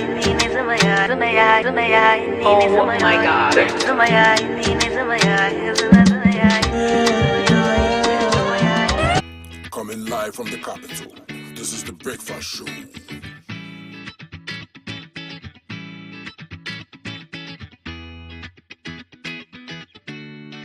Good morning, my neighbors. Good morning. Good morning, everyone. Good morning. It's a good morning, and we serve you breakfast. Not just any breakfast. Sizzling healthy. Yeah, all the time. Okay, let's take a peek. I brought my spine. There are certain things that we do to help the children with their brushing. And there's much more on offer on GTV Breakfast. You want it served buffet style? On-site restaurant. Complimentary breakfast? Off of your plate should be vegetables. So in my lifetime, I haven't seen Ghana Black Stars win an African Cup. Can I show what is written on the box? Yes, definitely. Where's the camera? Just stand and turn. So what's your pleasure, Danvotras, at that time of the morning?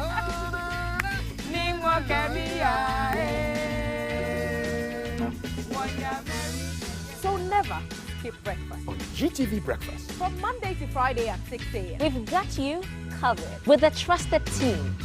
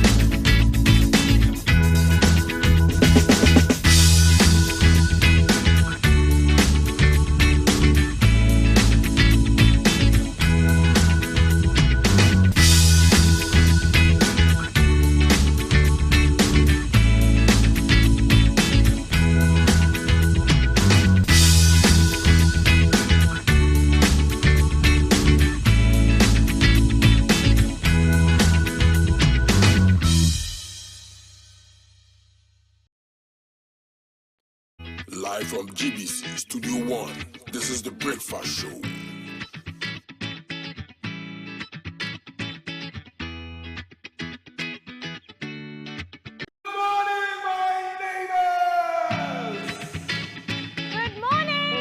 Good morning. It's a good morning, and we serve you breakfast. Not just any breakfast. Sizzling helping.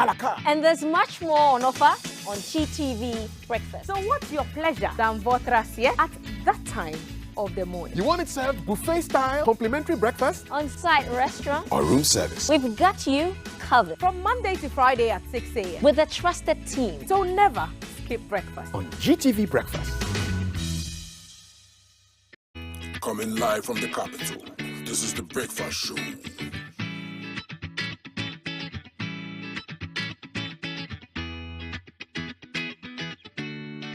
Good morning, my neighbor. Good morning. Good morning, everyone. Good morning. It's a good morning, and we serve you breakfast. Not just any breakfast. Sizzling helping. Yeah, all the time. Okay, let's take a peek. I brought my spine. There are certain things that we do to help the children with their brushing. And there's much more on offer on GTV Breakfast. You want it served buffet style? On-site restaurant. Complimentary breakfast? Off of your plate chicken vegetables. So in my lifetime, I haven't seen Ghana Black Stars win an African Cup. Can I show what is written on the back? Yes, definitely. Where's the camera? Just stand and turn. So what's your pleasure than Votrasie at that time of the morning?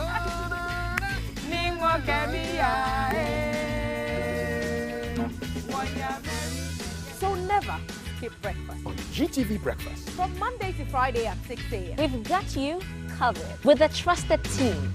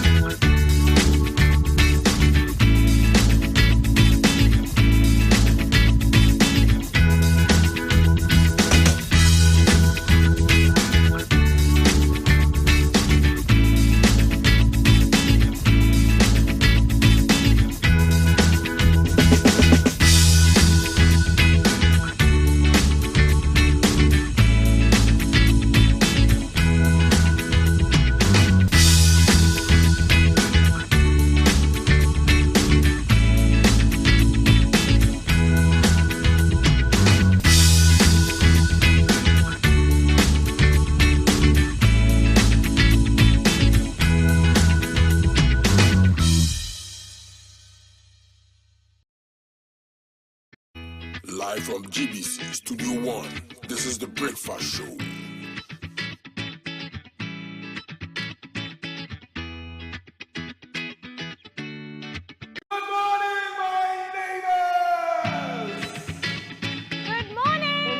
Good morning. It's a good morning, and we serve you breakfast. Not just any breakfast. Sizzling helping.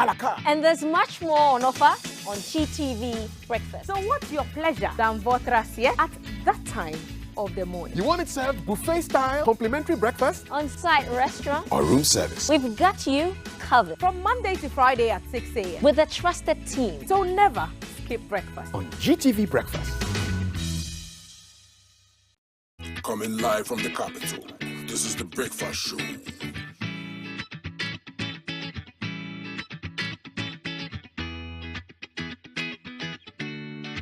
Good morning, my neighbor. Good morning. Good morning, everyone. Good morning. It's a good morning, and we serve you breakfast. Not just any breakfast. Sizzling helping. Yeah,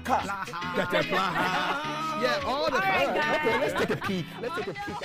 I brought my spine. There are certain things that we do to help the children with their brushing. And there's much more on offer on GTV Breakfast. You want it served buffet style? On-site restaurant. Complimentary breakfast? Off of your plate chicken vegetables. So in my lifetime, I haven't seen Ghana Black Stars win an African Cup. Can I show what is written on the back? Yes, definitely. Where's the camera? Just stand and turn. So what's your pleasure than Votrasie at that time of the morning?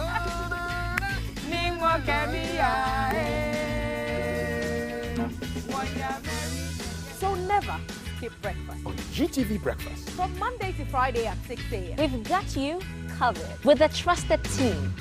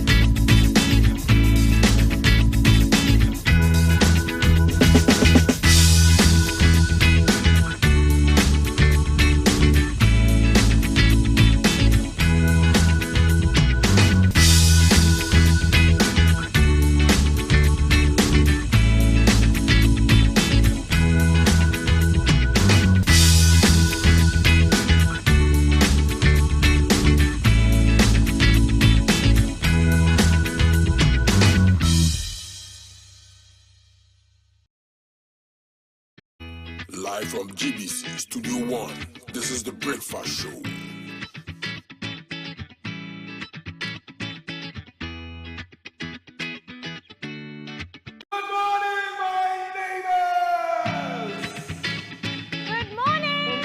Good morning. It's a good morning, and we serve you breakfast. Not just any breakfast. Sizzling helping. And there's much more on offer on GTV Breakfast. So what's your pleasure than Votrasie at that time of the morning? You want it served buffet style, complimentary breakfast? On-site restaurant. Or room service? We've got you covered. From Monday to Friday at 6 a.m. With a trusted team. So never skip breakfast. On GTV Breakfast. Coming live from the capital, this is the Breakfast Show.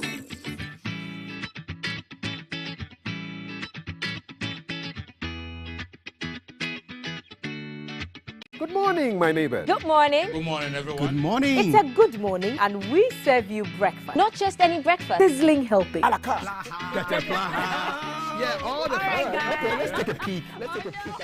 I brought my spine. There are certain things that we do to help the children with their brushing. And there's much more on offer on GTV Breakfast. You want it served buffet style? On-site restaurant. Complimentary breakfast? Off of your plate should be vegetables. So in my lifetime, I haven't seen Ghana Black Stars win an African Cup. Can I show what is written on the back? Yes, definitely. Where's the camera? Just stand and turn. So what's your pleasure than Votrasie at that time of the morning?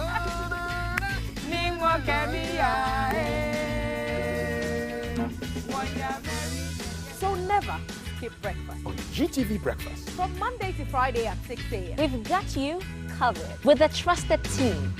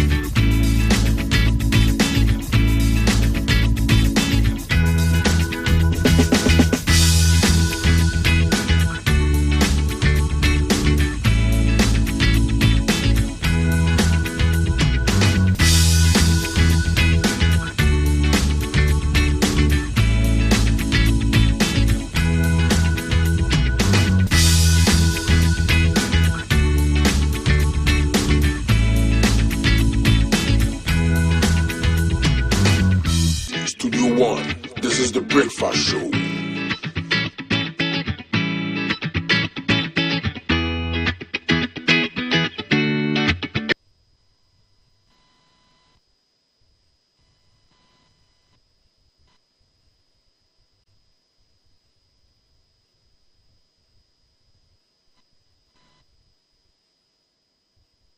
Tell me, beer.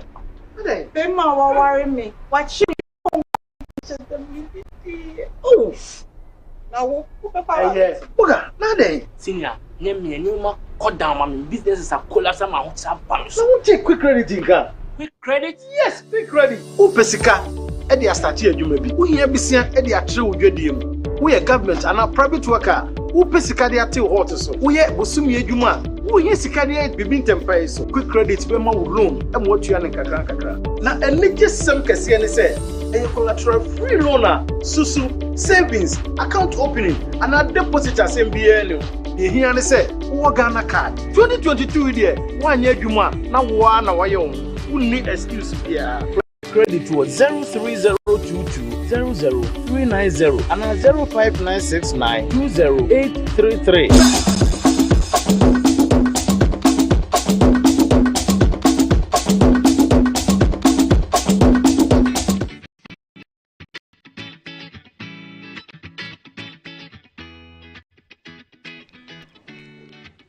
Hello again. Welcome to, of course, the warmer side of the breakfast table. Joining us on the yellow couch today, I have the Reverend Dr. Cyril Fayose. He's the General Secretary, Christian Council of Ghana, and we're talking the Ghana Youth Congress. Good morning, Rev. Good morning, and good morning to your cherished viewers. I'm sure they've heard you. Rev, what is the Youth Congress all about, and why are we targeting the youth? All right. First of all, the Congress is an initiative of the All-African Conference of Churches. Sure. The All-African Conference of Churches saw the need to organize an All-African Youth Congress, which we are going to host in Ghana in October, November. Wow. As a prelude to that, we thought we should test run the system by organizing one nationally. Okay. That is what led to the Ghana Youth Congress. The reality is that there are 1.2 billion people in Africa. 60% of them are under the age of 25. And 70% of them are under the age of 35. And that youthful population continues to grow in Africa. The question is, what do we do with it? Do we tap into that resource for economic development and growth, or does it become a crisis? As it's becoming in most countries. Yeah. So we are trying to create awareness among the youth to have confidence in themselves, believe in their countries, believe that they can make it right here in Ghana and in Africa. So that is the primary. So the theme for the Ghana Youth Congress is Ghana, my home, my future. And for the African Youth Congress, it is Africa, my home, my future. The idea is for them to believe that they can make it here. And not search for greener pastures outside. They don't have to cross the desert to go to Europe before making it. In fact, the dangers of crossing the desert and crossing the sea to go into Europe, and even the dangers in Europe itself, are worse than staying here and making it here. So we are going to give them examples of persons who have made it here, young people who are making it big time, right here in Ghana, right here in Africa, so that they can also be encouraged and have confidence in themselves and in the nation. Right. Reverend Fayose, how many youth are we looking at targeting? How many? For the Ghana Youth Congress, we are looking at 500 youth. Okay, and getting them from where? Are we picking them from schools? Okay, for the Ghana Youth Congress, because it's organized by the Christian Council of Ghana, our member churches, we have distributed these persons among our member churches. So our member churches are going to bring the youth to the Congress. Okay. So they may be coming from schools or from any other place, but primarily they are members of the churches. Okay. But for the African Youth Congress, we are even going to open it up to persons who are not members of churches. So it could be other religious groups, or even people who are not belong to any religion. We are going to open it up a bit more. Okay. But for the Ghana one, it's limited to just the member churches. Yeah. Okay, but then part of this drive is also to tackle the the vices, the many vices that the youth are engaging in now. Yes. And if we are just, I mean, if we are doing the pilot one and we are targeting those in the churches, how does that tie in with trying to bring people who are not in the churches and trying to, like, you know, form a sort of straight line and put everybody into a straight line? Yeah. I think it's an organizational issue. We are starting with the churches. Okay. And we are hoping that whatever we achieve will have ripple effects on the rest of society. But as I said, for the African one, where we are targeting 5,000 youth, we might have other people. We might have other people who are involved. Okay. Yeah. But then, Rev, I'm sure your team and yourself have done an amazing job doing your research. What are some of the vices that are very rife now in our country that the youth are engaging in, that we are looking to find possible solutions to? The Bible says, or the popular saying is that the devil finds work for idle hands. So the moment people are not fully engaged, they are not in school and not at work, then they end up in all kinds of vices. They may want to have good things, but if they don't have work, it means they don't have income. Yeah. They don't have money to, and so they may begin to form gangs, to rob people, or do all kinds of things. Then there is also the whole idea of drug addiction, drug abuse in the system. So those are things that the youth are doing. There's also the whole human sexuality thing, and all kinds of things are happening these days. We are having male, female prostitutes. Because they don't have work, they want to do something with themselves. They go out at night, nightclubs, and some people take advantage of them. So there are all these vices, and maybe this may not be a vice, but when they are so frustrated, they become a resource that can be mobilized for all kinds of wrong things, for all kinds of uprising. Yes. Okay. Yeah. Rev, have we also, I mean, is your outfit also looking to incorporate governments, maybe particular government institutions, to help partner this? Yes. We are in talks with the Ministry of Finance, the Ministry of Youth, Gender and Social Protection, and then what's the other one? The Ministry of Education. Okay. Yes. Because these are the ministries that primarily deal with the youth. Right. And we believe that with their collaboration, we can even do more. Better. You know, the Ministry of Finance and the government is already engaged in this Youth Start program and so on. So it's one of the programs that can also help this one to raise the level of our youth, the confidence of our youth in this country. Okay, so the national one that your outfit is organizing, what form will it be in? What conversations will be going on? What's the general 411 of how the whole Congress will look like? Yes, we are having it at the Pentecost Convention Center. We are going to gather there for 2 full days, actually. Wow! But then there will be the third day will be the opening day, and then the 4th one will be the departure day. Okay, so Rev, run us through the day. When is it beginning? When is it beginning, and when is it ending? It's from the 8th to the 11th of this month. That is next week. Okay. From Tuesday to Friday. So Wednesday, Thursday are the 2 full days that we are going to have the program. Okay. And we have very interesting topics that will be discussing. Ginger the youth. Yes. Rev, can you share some of the topics? Yes. One of them is church and politics. Should the Christian youth be engaged in politics? Church and politics. And so we want them to grapple with that. We think that it is important that Christians are involved in politics. The reason for that is that if we are not involved in it, then non-Christians are going to rule the country. So if you want to make an impact, you must be involved. So that's primarily the meaning of politics, is to be involved in the developmental agenda of your nation or of your continent. Yeah. So, and one of the topics that we are going to discuss in connection with church and politics is what we call Agenda 2063. It's an African Union agenda Agenda 2063.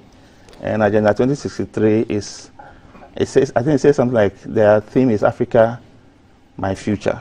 Africa, my future. So to check on that to be sure. Okay. But it identifies ways in which Africa can develop.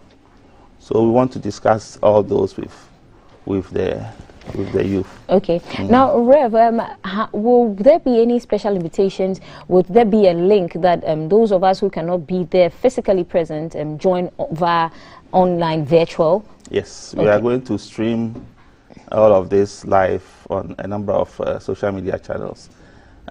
So 500 people will be gathering at the Pentecost Convention Center. 2 days? Yes. They'll be gathering for 2 days? 2 full days. Wow. But the rest of us at home, we can also join on Facebook, on other social media handles. Right. Yes. Are there any special invitations? Are there any particular people we should look out for? Yes. Yes. Our patroness is Professor Mrs. Angela Foria. So she has a passion for the youth. She's an educationist. She's a psychologist. She buys into the whole idea of encouraging our youth to have confidence in themselves and believe that they can make it right here.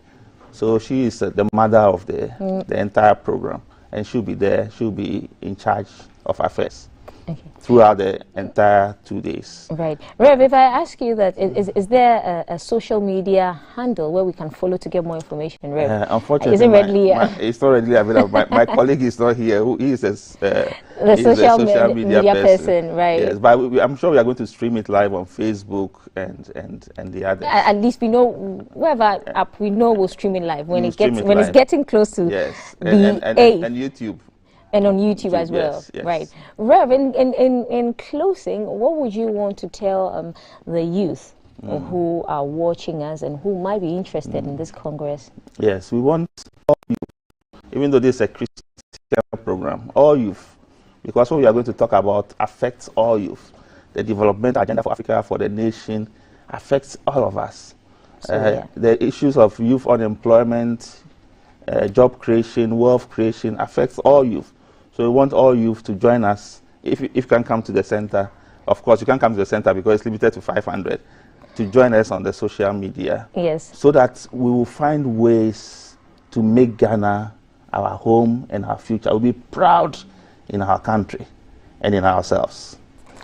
Thank you, Rev. It's been a pleasure having you. Thank you. We are wishing you success on this conference. We've been speaking to Reverend Dr. Cyril Fayose. He's the General Secretary of the Christian Council of Ghana, and we've been talking the Ghana Youth Congress, which will take place as a 2-day event, fully loaded with 500 people already. So nobody gets any more tickets to go in there. The 8th of February 2022 to the 11th of February 2022 at the Pentecost Convention Center. It's a 2-day event, like I said earlier. And then also when it's getting close to the 8th of February, the links for joining it virtually will be out. And so just keep an ear and an eye out. Look on all the social media sites and you might get the link to join. And the Vice President is our guest of honor. And he's going to be there. Okay, and so we have the opportunity to hear the Vice President speak and see him, for those of you who will be there, and those of us who will see him virtually too, we too will be there. Thank you, Reverend Fayose. And so we've been speaking about the Ghana Youth Congress with the Reverend Dr. Cyril Fayose, General Secretary, Christian Council of Ghana. The event is taking place from 8th February to the 11th February 2022 at the Pentecost Convention Center. Event. The hashtag to follow is GTV Breakfast, and we'll take a quick break. When we come back, my team will join me on the yellow couch and we have a surprise brewing. And so here's a quick break. Coming live from the capital, this is the Breakfast Show.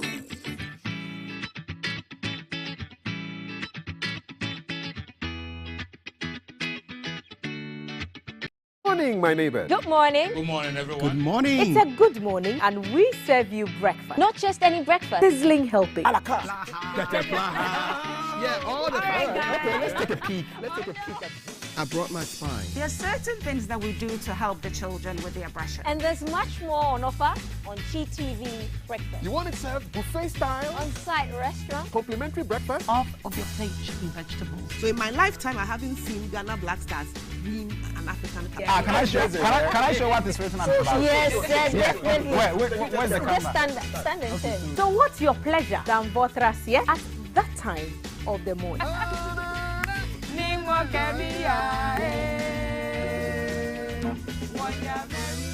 So never skip breakfast. On GTV Breakfast. From Monday to Friday at 6 a.m. We've got you covered with a trusted team.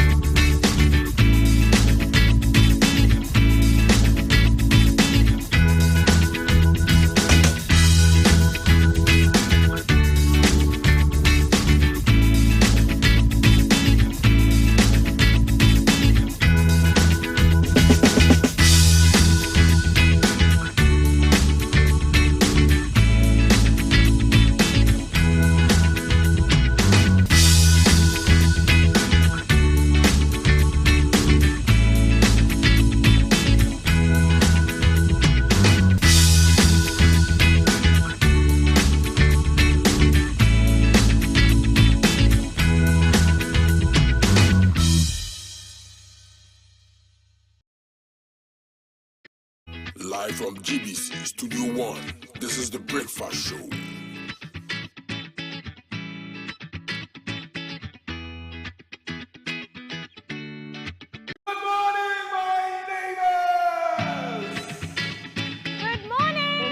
Good morning. It's a good morning, and we serve you breakfast. Not just any breakfast. Sizzling helping.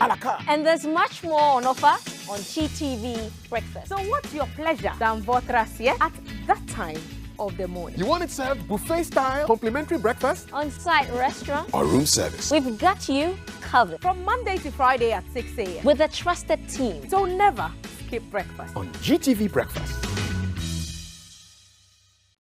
Coming live from the capital, this is the Breakfast Show.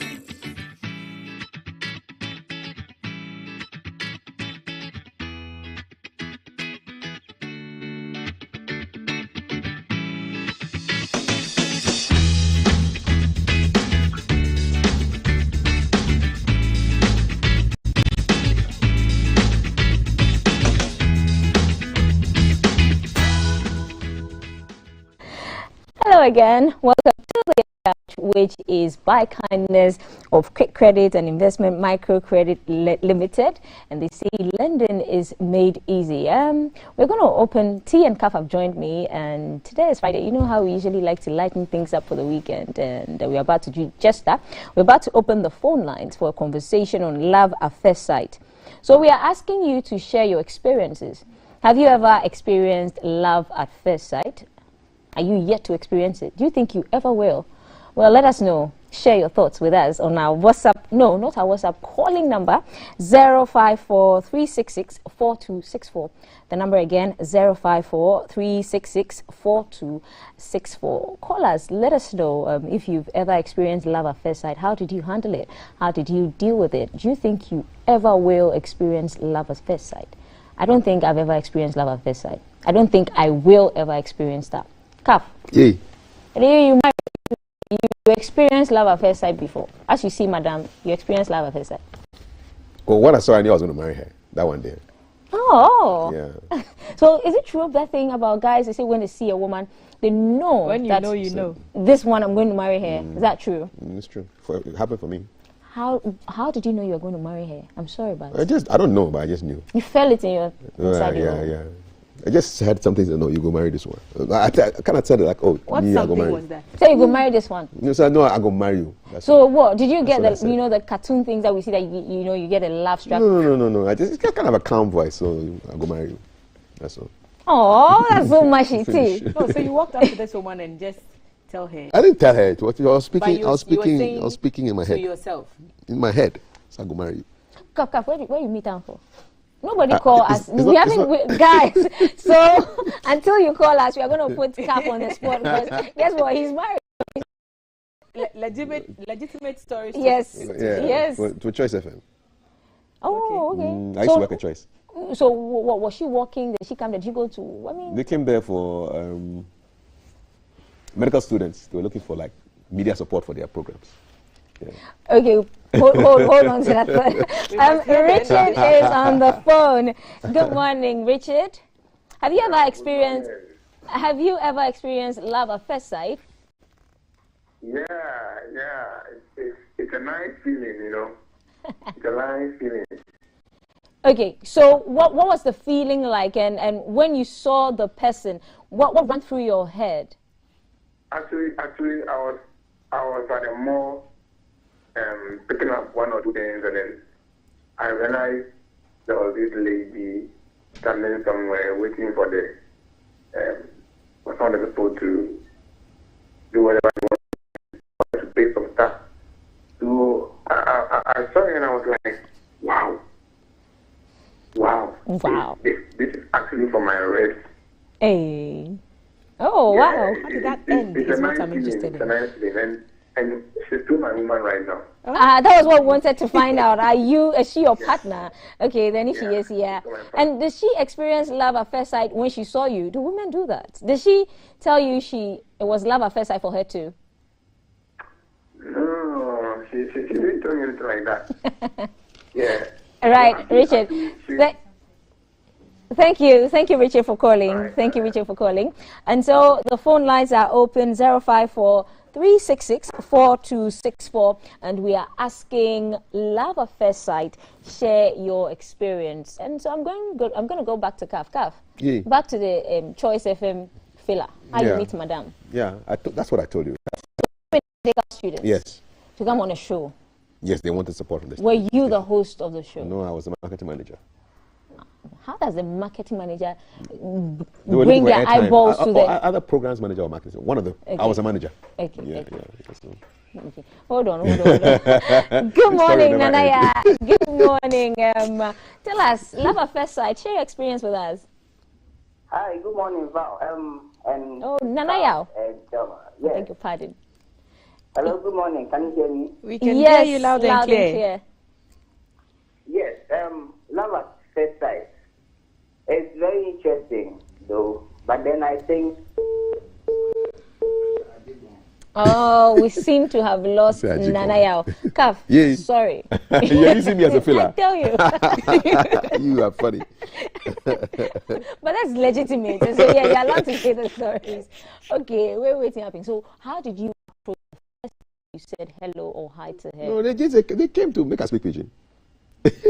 Speak pidgin. I mean, it's allowed. Speak pidgin. No, they came looking for their elders, and I just said, "No, this woman, I'll go marry you." I didn't say it openly, but I just said it in my mind. Okay. No, but you haven't answered my question. When you saw her, what was the first words you said to her? Like, I do not remember. I can remember. I can tell you what I remembered. That's all. Okay. After meeting her, how many days did it take for you to go on your first date? My memory is very vague.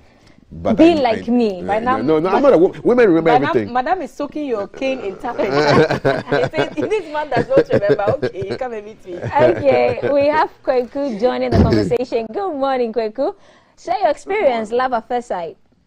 Yeah, so mine is even a more interesting one. Okay. I saw this lady's photo on the friend's WhatsApp status. I was in the US at the time. Okay. Yeah. As soon as I saw it, there's something that struck a chord in my heart. I just thought I had to meet this person and talk to her.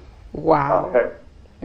So I came on a vacation. That was after 6 months, and I hadn't spoken to this person. I went straight to her office because she happened to be a friend's friend. So I went straight to her office. And then told her that I saw her put on the friend status, and I wanted to talk to her. Wow. Yeah. It was a very bold one. I mean, I was quite bold. scared. I didn't know how she was going to receive it. But in the first instance, she just laughed it off. But then I, kept up with the conversation, and I kind of piqued her interest, I think. And then right from there, we picked it up, and we are still together. How long has that been? Yeah, how long has that been? It's been a little over 2 years now. Oh, wow. Okay, keep it going. Okay, it's going well, yeah. Thank you, Kweku, for calling us. That is so bold. I think that courage and boldness are very attractive traits in men. And women like that. Yeah, we like men to be upfront. We do. Yeah. No intimidation necessary. We like our men to be upfront. Like they say now, shoot your shot. Please, when did you shoot your shot? Let us know. And we're in the month of love, guys. The messages. We have messages on the screen. It's coming alive. We have to take some of them. So, I mean, February is here, and all over social media, putting politics aside, all over social media, everybody is talking love, love, love, love. Some people are saying, we have a caller on line. Godwin, good morning, Godwin. Love at first sight. Good morning. Love at first sight. Tell us what happened to you. Yes. Okay. Yes. So I met my wife the very first day, the very first minute, and I fell in love. Wait, Godwin, how did you know you were in love by seeing her the first? What did you see, or what did she say, perhaps, that made you think that I'm in love? The moment I saw her, I just thought that this is my wife. Just like that? So, just like that. Lucky woman she is. So, after 5 minutes, I proposed to her. And we've been married for 20 years now. We've never quarreled for once. 20 years. Okay, so Godwin, you're officially a sharpshooter. 5 minutes into meeting the woman, you approach and speak to her, and you are married for 20 years. 20 years now. Wow. Not beating about the bush. Wow. And not for Wow. I need that grace. I think I'm going to tap into it. I'll tap into it. I'm very happy, and I'll always be happy so far as she's around me. Aww. And I'll never trouble her. Hey, Godwin, wow. Okay, Godwin, what? I want to send chocolates to Madame because there's something she's doing very, very right. We have to know what she's doing that's making it. Yes. Right, Godwin, what are you doing for Valentine's Day with Madame? It will be a surprise. So after that, I'll give you a call. Okay, sharp. Our producers will be here, so yeah, we'll put you on the phone and tell us what you're doing for Valentine's Day. Thank you, Godwin. Thank you. And we are wishing you more success and happiness and love. 20 years. Cheers to another 20, and then another, and then another. 20 until years. Forever. How many years have you been? Traditional is what I counted from, so 2003 till now. What's 20 years? Next year? So 19 is this year. Kaf, what do you do for Valentine's Day? Next caller, please. That's so interesting. See, do you have any plans for Valentine's Day? Nope. Valentine's Day is a Monday. They make they open up, you close up. I'm open up again. I'm coming to work. And we have it's a show. Monday, right? It's a Monday, right? Yeah. We have a show, so I'll be here. My plan for Valentine's Day is my plan for every Monday. Wake up at 3 in the morning and show up. Hopefully I'm not late. But we do know that on Val's Day. Me, I like everything love. My name is Valerie. I like everything love. Nice things. So I can guarantee you that, like on Val's Day, we'll have a lot of fun. No, I won't chill. With the big boy. We'll be handing out chocolates. Well, we are still accepting. Our phone lines are open. Oh, we have Patricia on the phone lines. Good morning, Patricia. Love at first sight. Share your experience. I'm calling from Bolga. Oh. Okay. Okay, share your experience with us.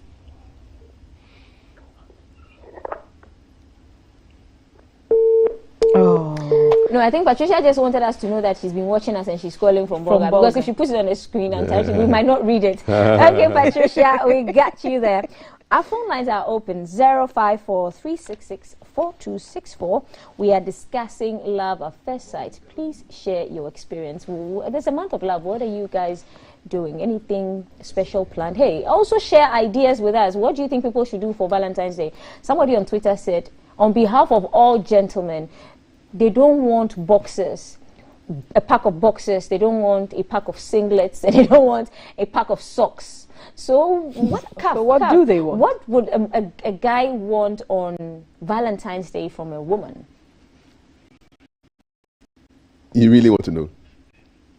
Okay, hold on. Yeah, I really want to know. Justice is on the phone lines now. Justice, hi, good morning, and tell us, share your experience with us. Quiet, when did you first experience love at first sight, if you have ever? Hello? Yes, you're live. We can hear you. I think the volume on his TV is up, so he's getting feedback. Well, first thing is, I believe that God already have done it in spiritual. Yeah? Yeah, because why I'm using that is that God already blessed every man with a woman and every woman with a man. So why do some have 4? Yes, because when I met my wife, when I met her, I said, no, this lady is going to be my wife. Oh. And I just believe that, yes, God can do it. So I went to her spirit.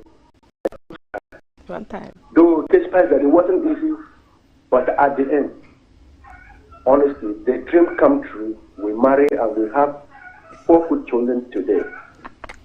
So I believe that God already have done it before we even go to the woman. Divinely orchestrated. Hello? Yes, we are listening to you. So yours is like the Holy Spirit sort of pushed you. I don't really know what pushed me there, but when I saw her, I said, no, this girl is going to be my wife. You know what? Let me ask, because Kaf said this as well, that as soon as he saw this woman, he knew that she was it. So is it a physical thing? Is it to do with how she looked or how she looks? Honestly, I don't know. But spiritual push. Sometimes it's always like that. And I believe, please, women, sometimes you push what God has already made to you, what God already connected, you push it out. But I don't know. Even when my daughter's grown up, I have to tell her, please, just be careful. God can speak to you through anybody. So sometimes, please, women have to calm down. Yes, okay. God can make a way to be nowhere. That is my belief. And you have done it to me. Today, we marry, we have children. So I give God glory. Writing notes in my mind right now. Right, we got it. Thank you. We are wishing you success. Enjoy your marriage. More happy years. So what about, he said that God has given everybody one person, you see. So, and you love one person. So, to those that have more than one wife, they have 2, 3, are Muslim brothers. 4. Or traditional. Or traditional. So to those people, if you have 3 wives, do you fall in love with each of them separately or differently? The first one is your divine true love. It doesn't work like that. Do you have to, please, if you have multiple wives? More than one wife. If you have more than one wife. How did you fall in love with them? How did you fall in love with them? And is which one is your true love? Which one is different? I'm sure they'll tell you it's different. Is there any such thing as one true love? Is the question perhaps? I think there's nothing like one true love. Come on. Nanayal is on our phone lines again. Nanayal, hello again. Yes. He's back. Okay, Good morning once again. Yes. Good morning. You know, this thing about love at first sight is very interesting and can be funny. You know, sometimes when you feel that way, you get confused with everything. Really? You don't even know what to do. You don't know how to go about things and all that. But I think that the most important thing is the person that the person feels the same way about you. That's because it. I once had that love at first sight, but it wasn't mutual and it didn't work. Right. So it really happens, but when it happens on one side, it's quite annoying. But have you ever been bounced? But people. Okay, that's. Have you ever been bounced? Yes. It's a normal part of life. All right. Thank you, Nana Yao, for calling us. Take it to the chin and you move on. Thank you. Everyone else has said, oh, but I knew straight away. And so they've exuded confidence. And now Nana Yao is saying, well, does mommy know you are here? If you the person you love doesn't love you the back. wrong net. Yeah, it happens. It happens. The person you are loving is the person loving you back. Yeah. Back to what we're saying, if you have more than one wife, you might want to let us know how you're loving them both. Do you love them equally? Does one woman get 40, does the other person get 60? How do you love two women, or three, or four? If you have 4 wives, 3 wives, kindly let us know. We are opening, our phone lines are open. Or do you not love them at all? And you just kind of, because it's possible that those who have 3 or 4 don't love them. Any of them. That is, you want to have 3 or 4 wives. No, but I don't know. I don't have more than one wife. But I'm thinking maybe those who have 3 or 4, maybe they don't call it. They don't call it. Or they don't even call it. There's no love at all. Is that not possible? So I don't see how that. So why go for all of it? Let's. Hello. Good morning. What's your name, please? Good morning. My name is Mr. Mange. Say that again. My name is Mr. Mange. Mr. Mens, well, thank you for calling us. Have you ever experienced love at first sight? Yeah, my wife and I was like, my wife was like, madam rented a container in my, like a plot in my father's house, and then they started sewing. So he came to learn how to sew over there. Then all of a sudden, Charlie, we fall in love, and within 6 months she's pregnant for me. Is that the baby in the background? Is that the baby we had in the background? No, that one is our 4th born. Hey. Oh wow, Mr. Mens, you have been a busy man. We've been married for like 18 years now. Wow. And just 6 months, because her mind is made up and my mind is made up.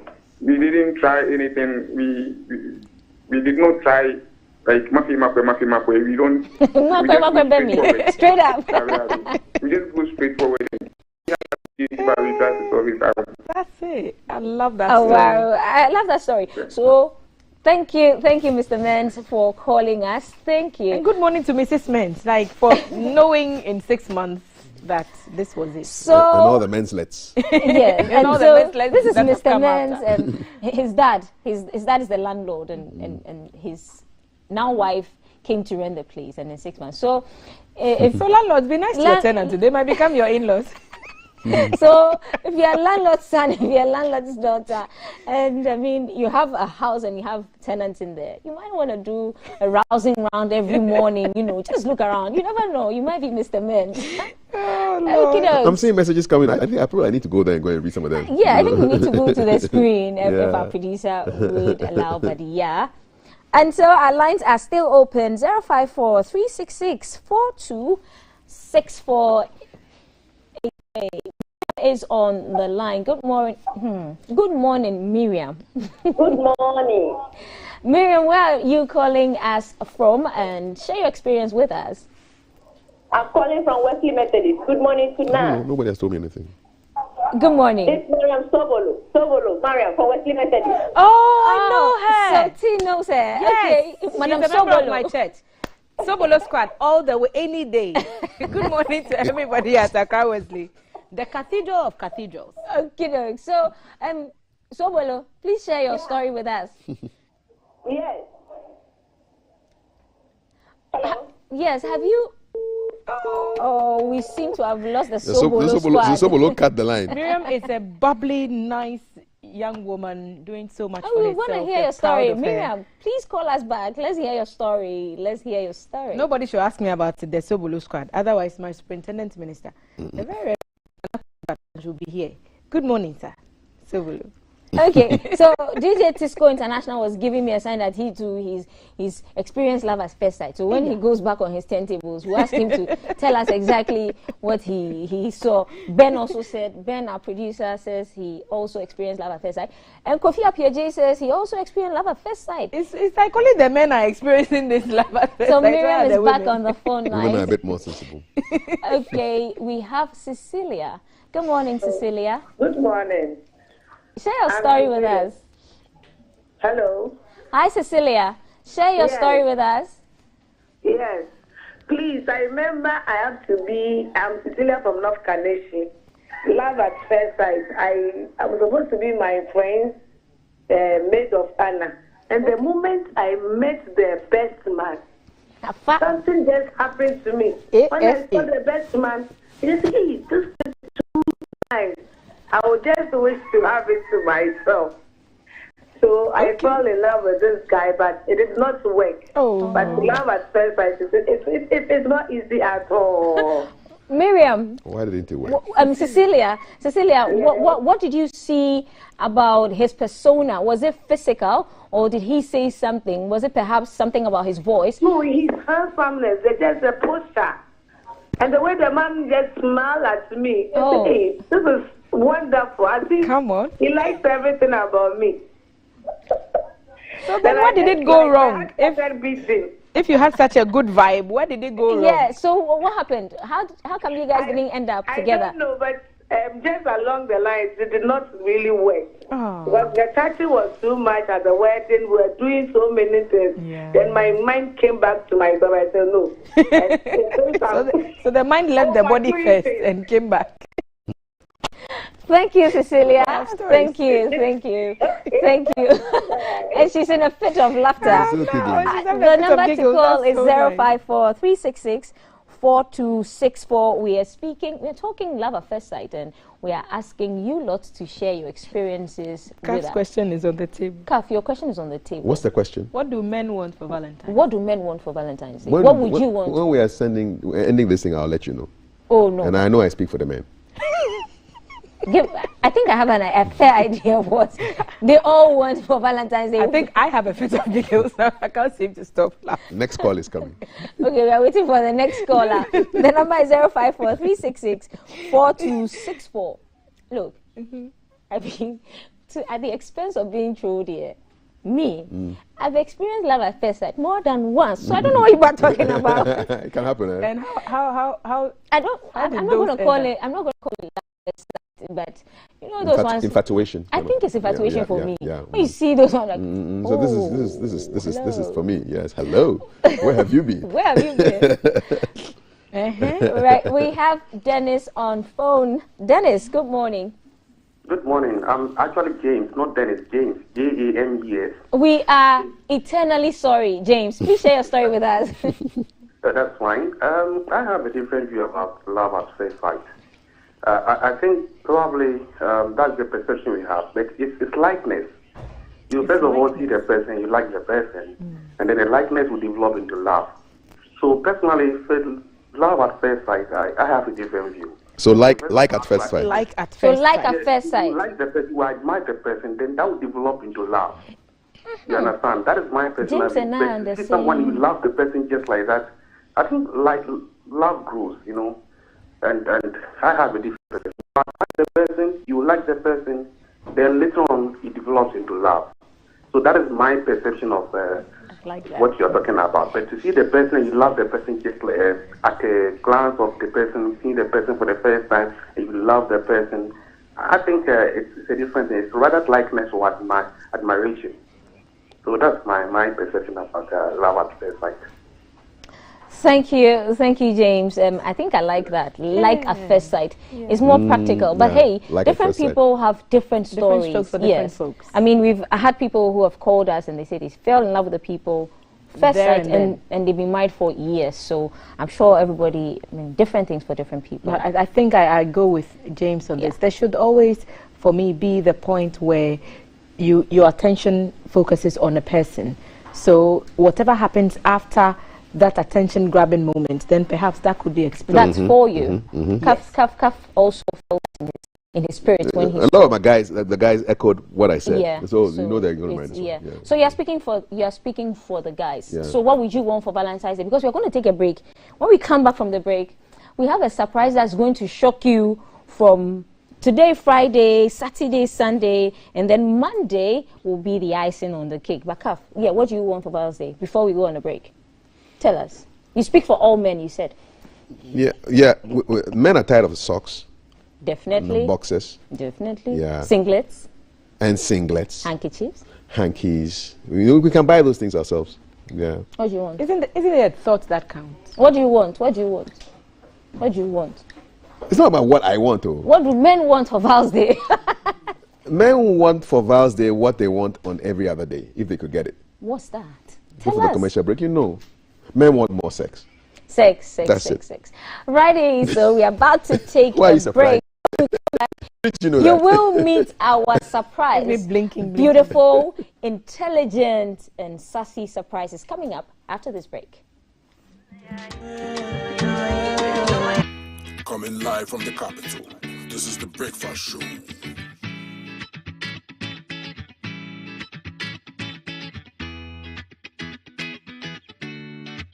Good morning, my neighbor. Good morning. Good morning, everyone. Good morning. It's a good morning, and we serve you breakfast. Not just any breakfast. Sizzling helping. Yeah, all the time. Okay, let's take a peek. I brought my spine. There are certain things that we do to help the children with their brushing. And there's much more on offer on GTV Breakfast. You want it served buffet style? On-site restaurant. Complimentary breakfast? Half of your plate should be vegetables. So in my lifetime, I haven't seen Ghana Black Stars win an African Cup. Yeah. Can I show what is written on the box? Yes, definitely. Where's the camera? Just stand and turn. So what's your pleasure than Votras, yeah? At that time of the morning.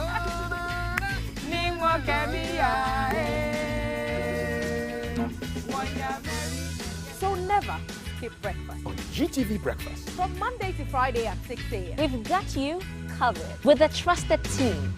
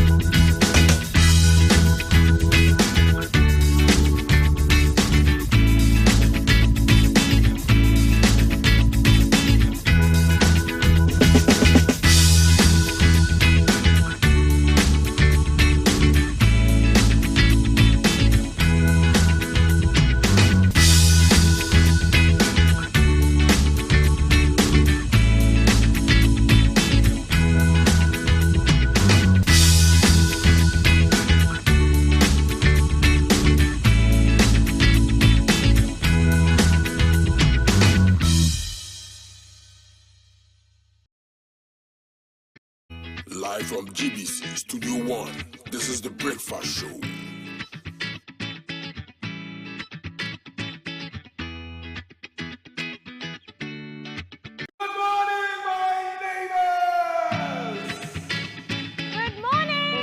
Good morning. Well, so position has changed a bit because we are making room for the surprise I told you guys about. And so the latest addition to our team here, we've been a throuple for 6 months. We've been a threesome. A threesome. Thank you. 3 people. It's a battle now. Yes. For the past couple of 7 months for the new GTV Breakfast Show. And we have an addition. Yes. We have an addition. Yes. We have an addition. Her name is Mautiti Saida Sadiq. And she's the latest addition. So we are going to have that balance, that fine. Kaf there, he's taking a position. Kaf is our man. Yes. But we're going to have that fine balance. You're going to see a different look. You're going to see like lots of colors when it comes to the hijabs. Like we are about to. You need an extra arm because Yeah, we're about to we're about to give you the full compliments of the GTV Breakfast Show. I mean, come Monday, there's going to be up to the minute news. We're going to have he's going to have someone to contend when it comes to sports. Like guys. And so our camera is going to go to our surprise right now. We are driving all the traffic to our surprise. All the traffic. And there she is. Hey, Titi. Oi, give me. You have to join the gang. Give me, yo. Fist bump. She wants a fist bump for you. They want a fist You bump. have to give us a fist bump. Come and say hello to everybody. Yeah. Hi, everyone. There she is. And she has officially joined. I'm so happy to be part of this big family. One time.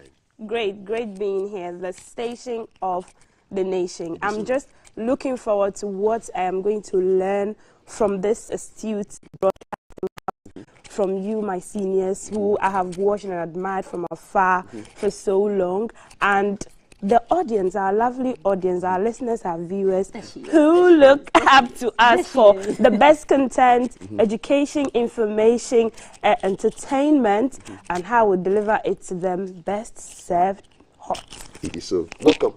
Thank you. Good to have you here. Sizzling helper. Thank you. Let me look at you. So first of all, I have a friend, because now the diastema thing is there. Both of us, we're the only ones who have gaps in our teeth. Yeah, the beauty gap. That's why we're here, so we have something in common. Yeah. You know, I'll tell you the beauty gap. I'm like, I just need to go to a dentist. No, don't fill it up. Yeah, it's nice. It's a beauty gap. It's a beauty gap. Keep it. No clothes. It's not up to you, though. So you know what I am particularly looking forward to. Look at the girl herself and the colors. Are we going to see more of this? Yeah, certainly. How many do you have? Colors? All the colors are speaking. Yes, I do. So. Enough. Okay. Yes, the colors in Valerie's dress, right? She has True. All the rainbow colors. So yeah, we are bringing some diversity. What's your focus, really? Because from the outside, people have told us three that we look like a strong front. So what are you bringing to the table? Okay, so with a rebranded GTV Breakfast Show, we can't start it without informing our audience and our viewers about what is happening in the local arena and the international front. So we're going to be starting with news at 6 a.m., which is going to bring them relevant news, news that will set the agenda for topics that will be discussed concerning the development of Ghana, of course. And then we'll do sports too on the morning show, which you've been doing. Yes. Used to do the trends. Which I've been attempting to do. You do well. Yes, so we'll bring sports too. And sports is going to be a bit of a topsy-turvy because we'll try to bring all the legends. When I say we're getting Mourinho or Cristiano Ronaldo, somebody say, Bring it on. Somebody says far-fetched. Hey, are you sure you can get them? We can. But I mean, Sadio Mane is in our backyard. Mo Salah is in our backyard. We're bringing them on the morning show. We're having interviews with them to make exclusive news. One time. Yes, and we're definitely going to go global with the GTV Breakfast Show with news that is crisp, that is relevant for our audience, and then sports, and then all of what you do to make Ghanaians It's like bringing enjoy a good breakfast show. The strongest pillars of GBC, because we are known for our strength in news, we are known for our strength in sports, and if anyone considers, I don't know where you've been living all this time, but we have the credibility on news, and we've proven that we are the go-to sports channel. So to bring all that into the breakfast and make it more dominant, and with you going to be the person who handles all that for us, I just want to pack up and go home. So our viewers, and they refer to us as CAF, T, and V. What should we can't say me? We can't say. So How do you want us to call you? A short. What do they call you? When they catch your name up, what do they call you? I think the most common one has been Titi. Okay. But when I came here, I got the vibe of Mal. And I kept saying that, hey, how is the Dagomba community going to accept this? If you say Mal, it's like it's incomplete because Mal Titi is fixed for us. It's like a saying. So Mal is fixed. So We just call you the fixer then. The fixer then. Okay, Ma the fixer. I'm here to fix. Fix things. Fix the news for us. Okay, Fix the sports for us. I'll try to. Ma the fixer. We have an in-house jamming DJ on Fridays. Okay. So guys, because you've had a feel of Ma the fixer, we want to Do you believe in love at first sight? Everybody has shared thoughts. That's why that you've joined us. You say we put you on the spot. Welcome. Love at first sight. Plead the fifth. Should I? But I have experienced love at first sight. See, hasn't just gone anywhere from afar. And just like a serious crush that you fantasize about. Who was that? Hey. Somebody's husband. Somebody's husband. So it's cool. Right, guys, and thank you for joining us. You stayed with us the whole week, and today has been exceptional. And we promise you more. Fixer. But before, DJ Tisco is going to take us into the weekend. The hashtag to follow is GTV Breakfast. We'll see you again Monday morning. Who wins, Senegal or Egypt? Yes. You don't care because you're a Liverpool fan. No, but I'm supporting Egypt because of Mo Salah. Also, you have Liverpool. Yeah. Go Senegal for me. Okay, let's see how it goes.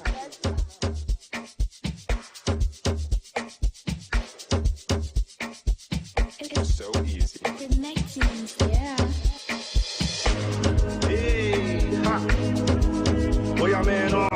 Coming live from the capital. This is the Breakfast Show.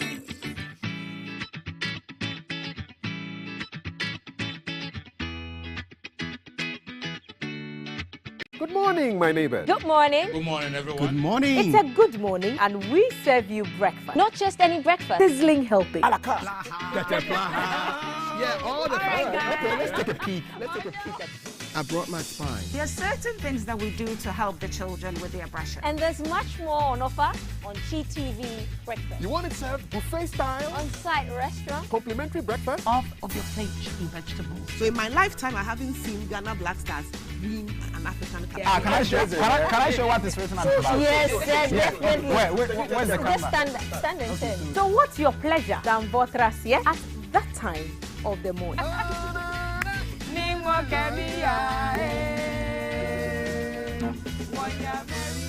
So never skip breakfast. On GTV Breakfast. From Monday to Friday at 6 a.m. We've got you covered with a trusted team.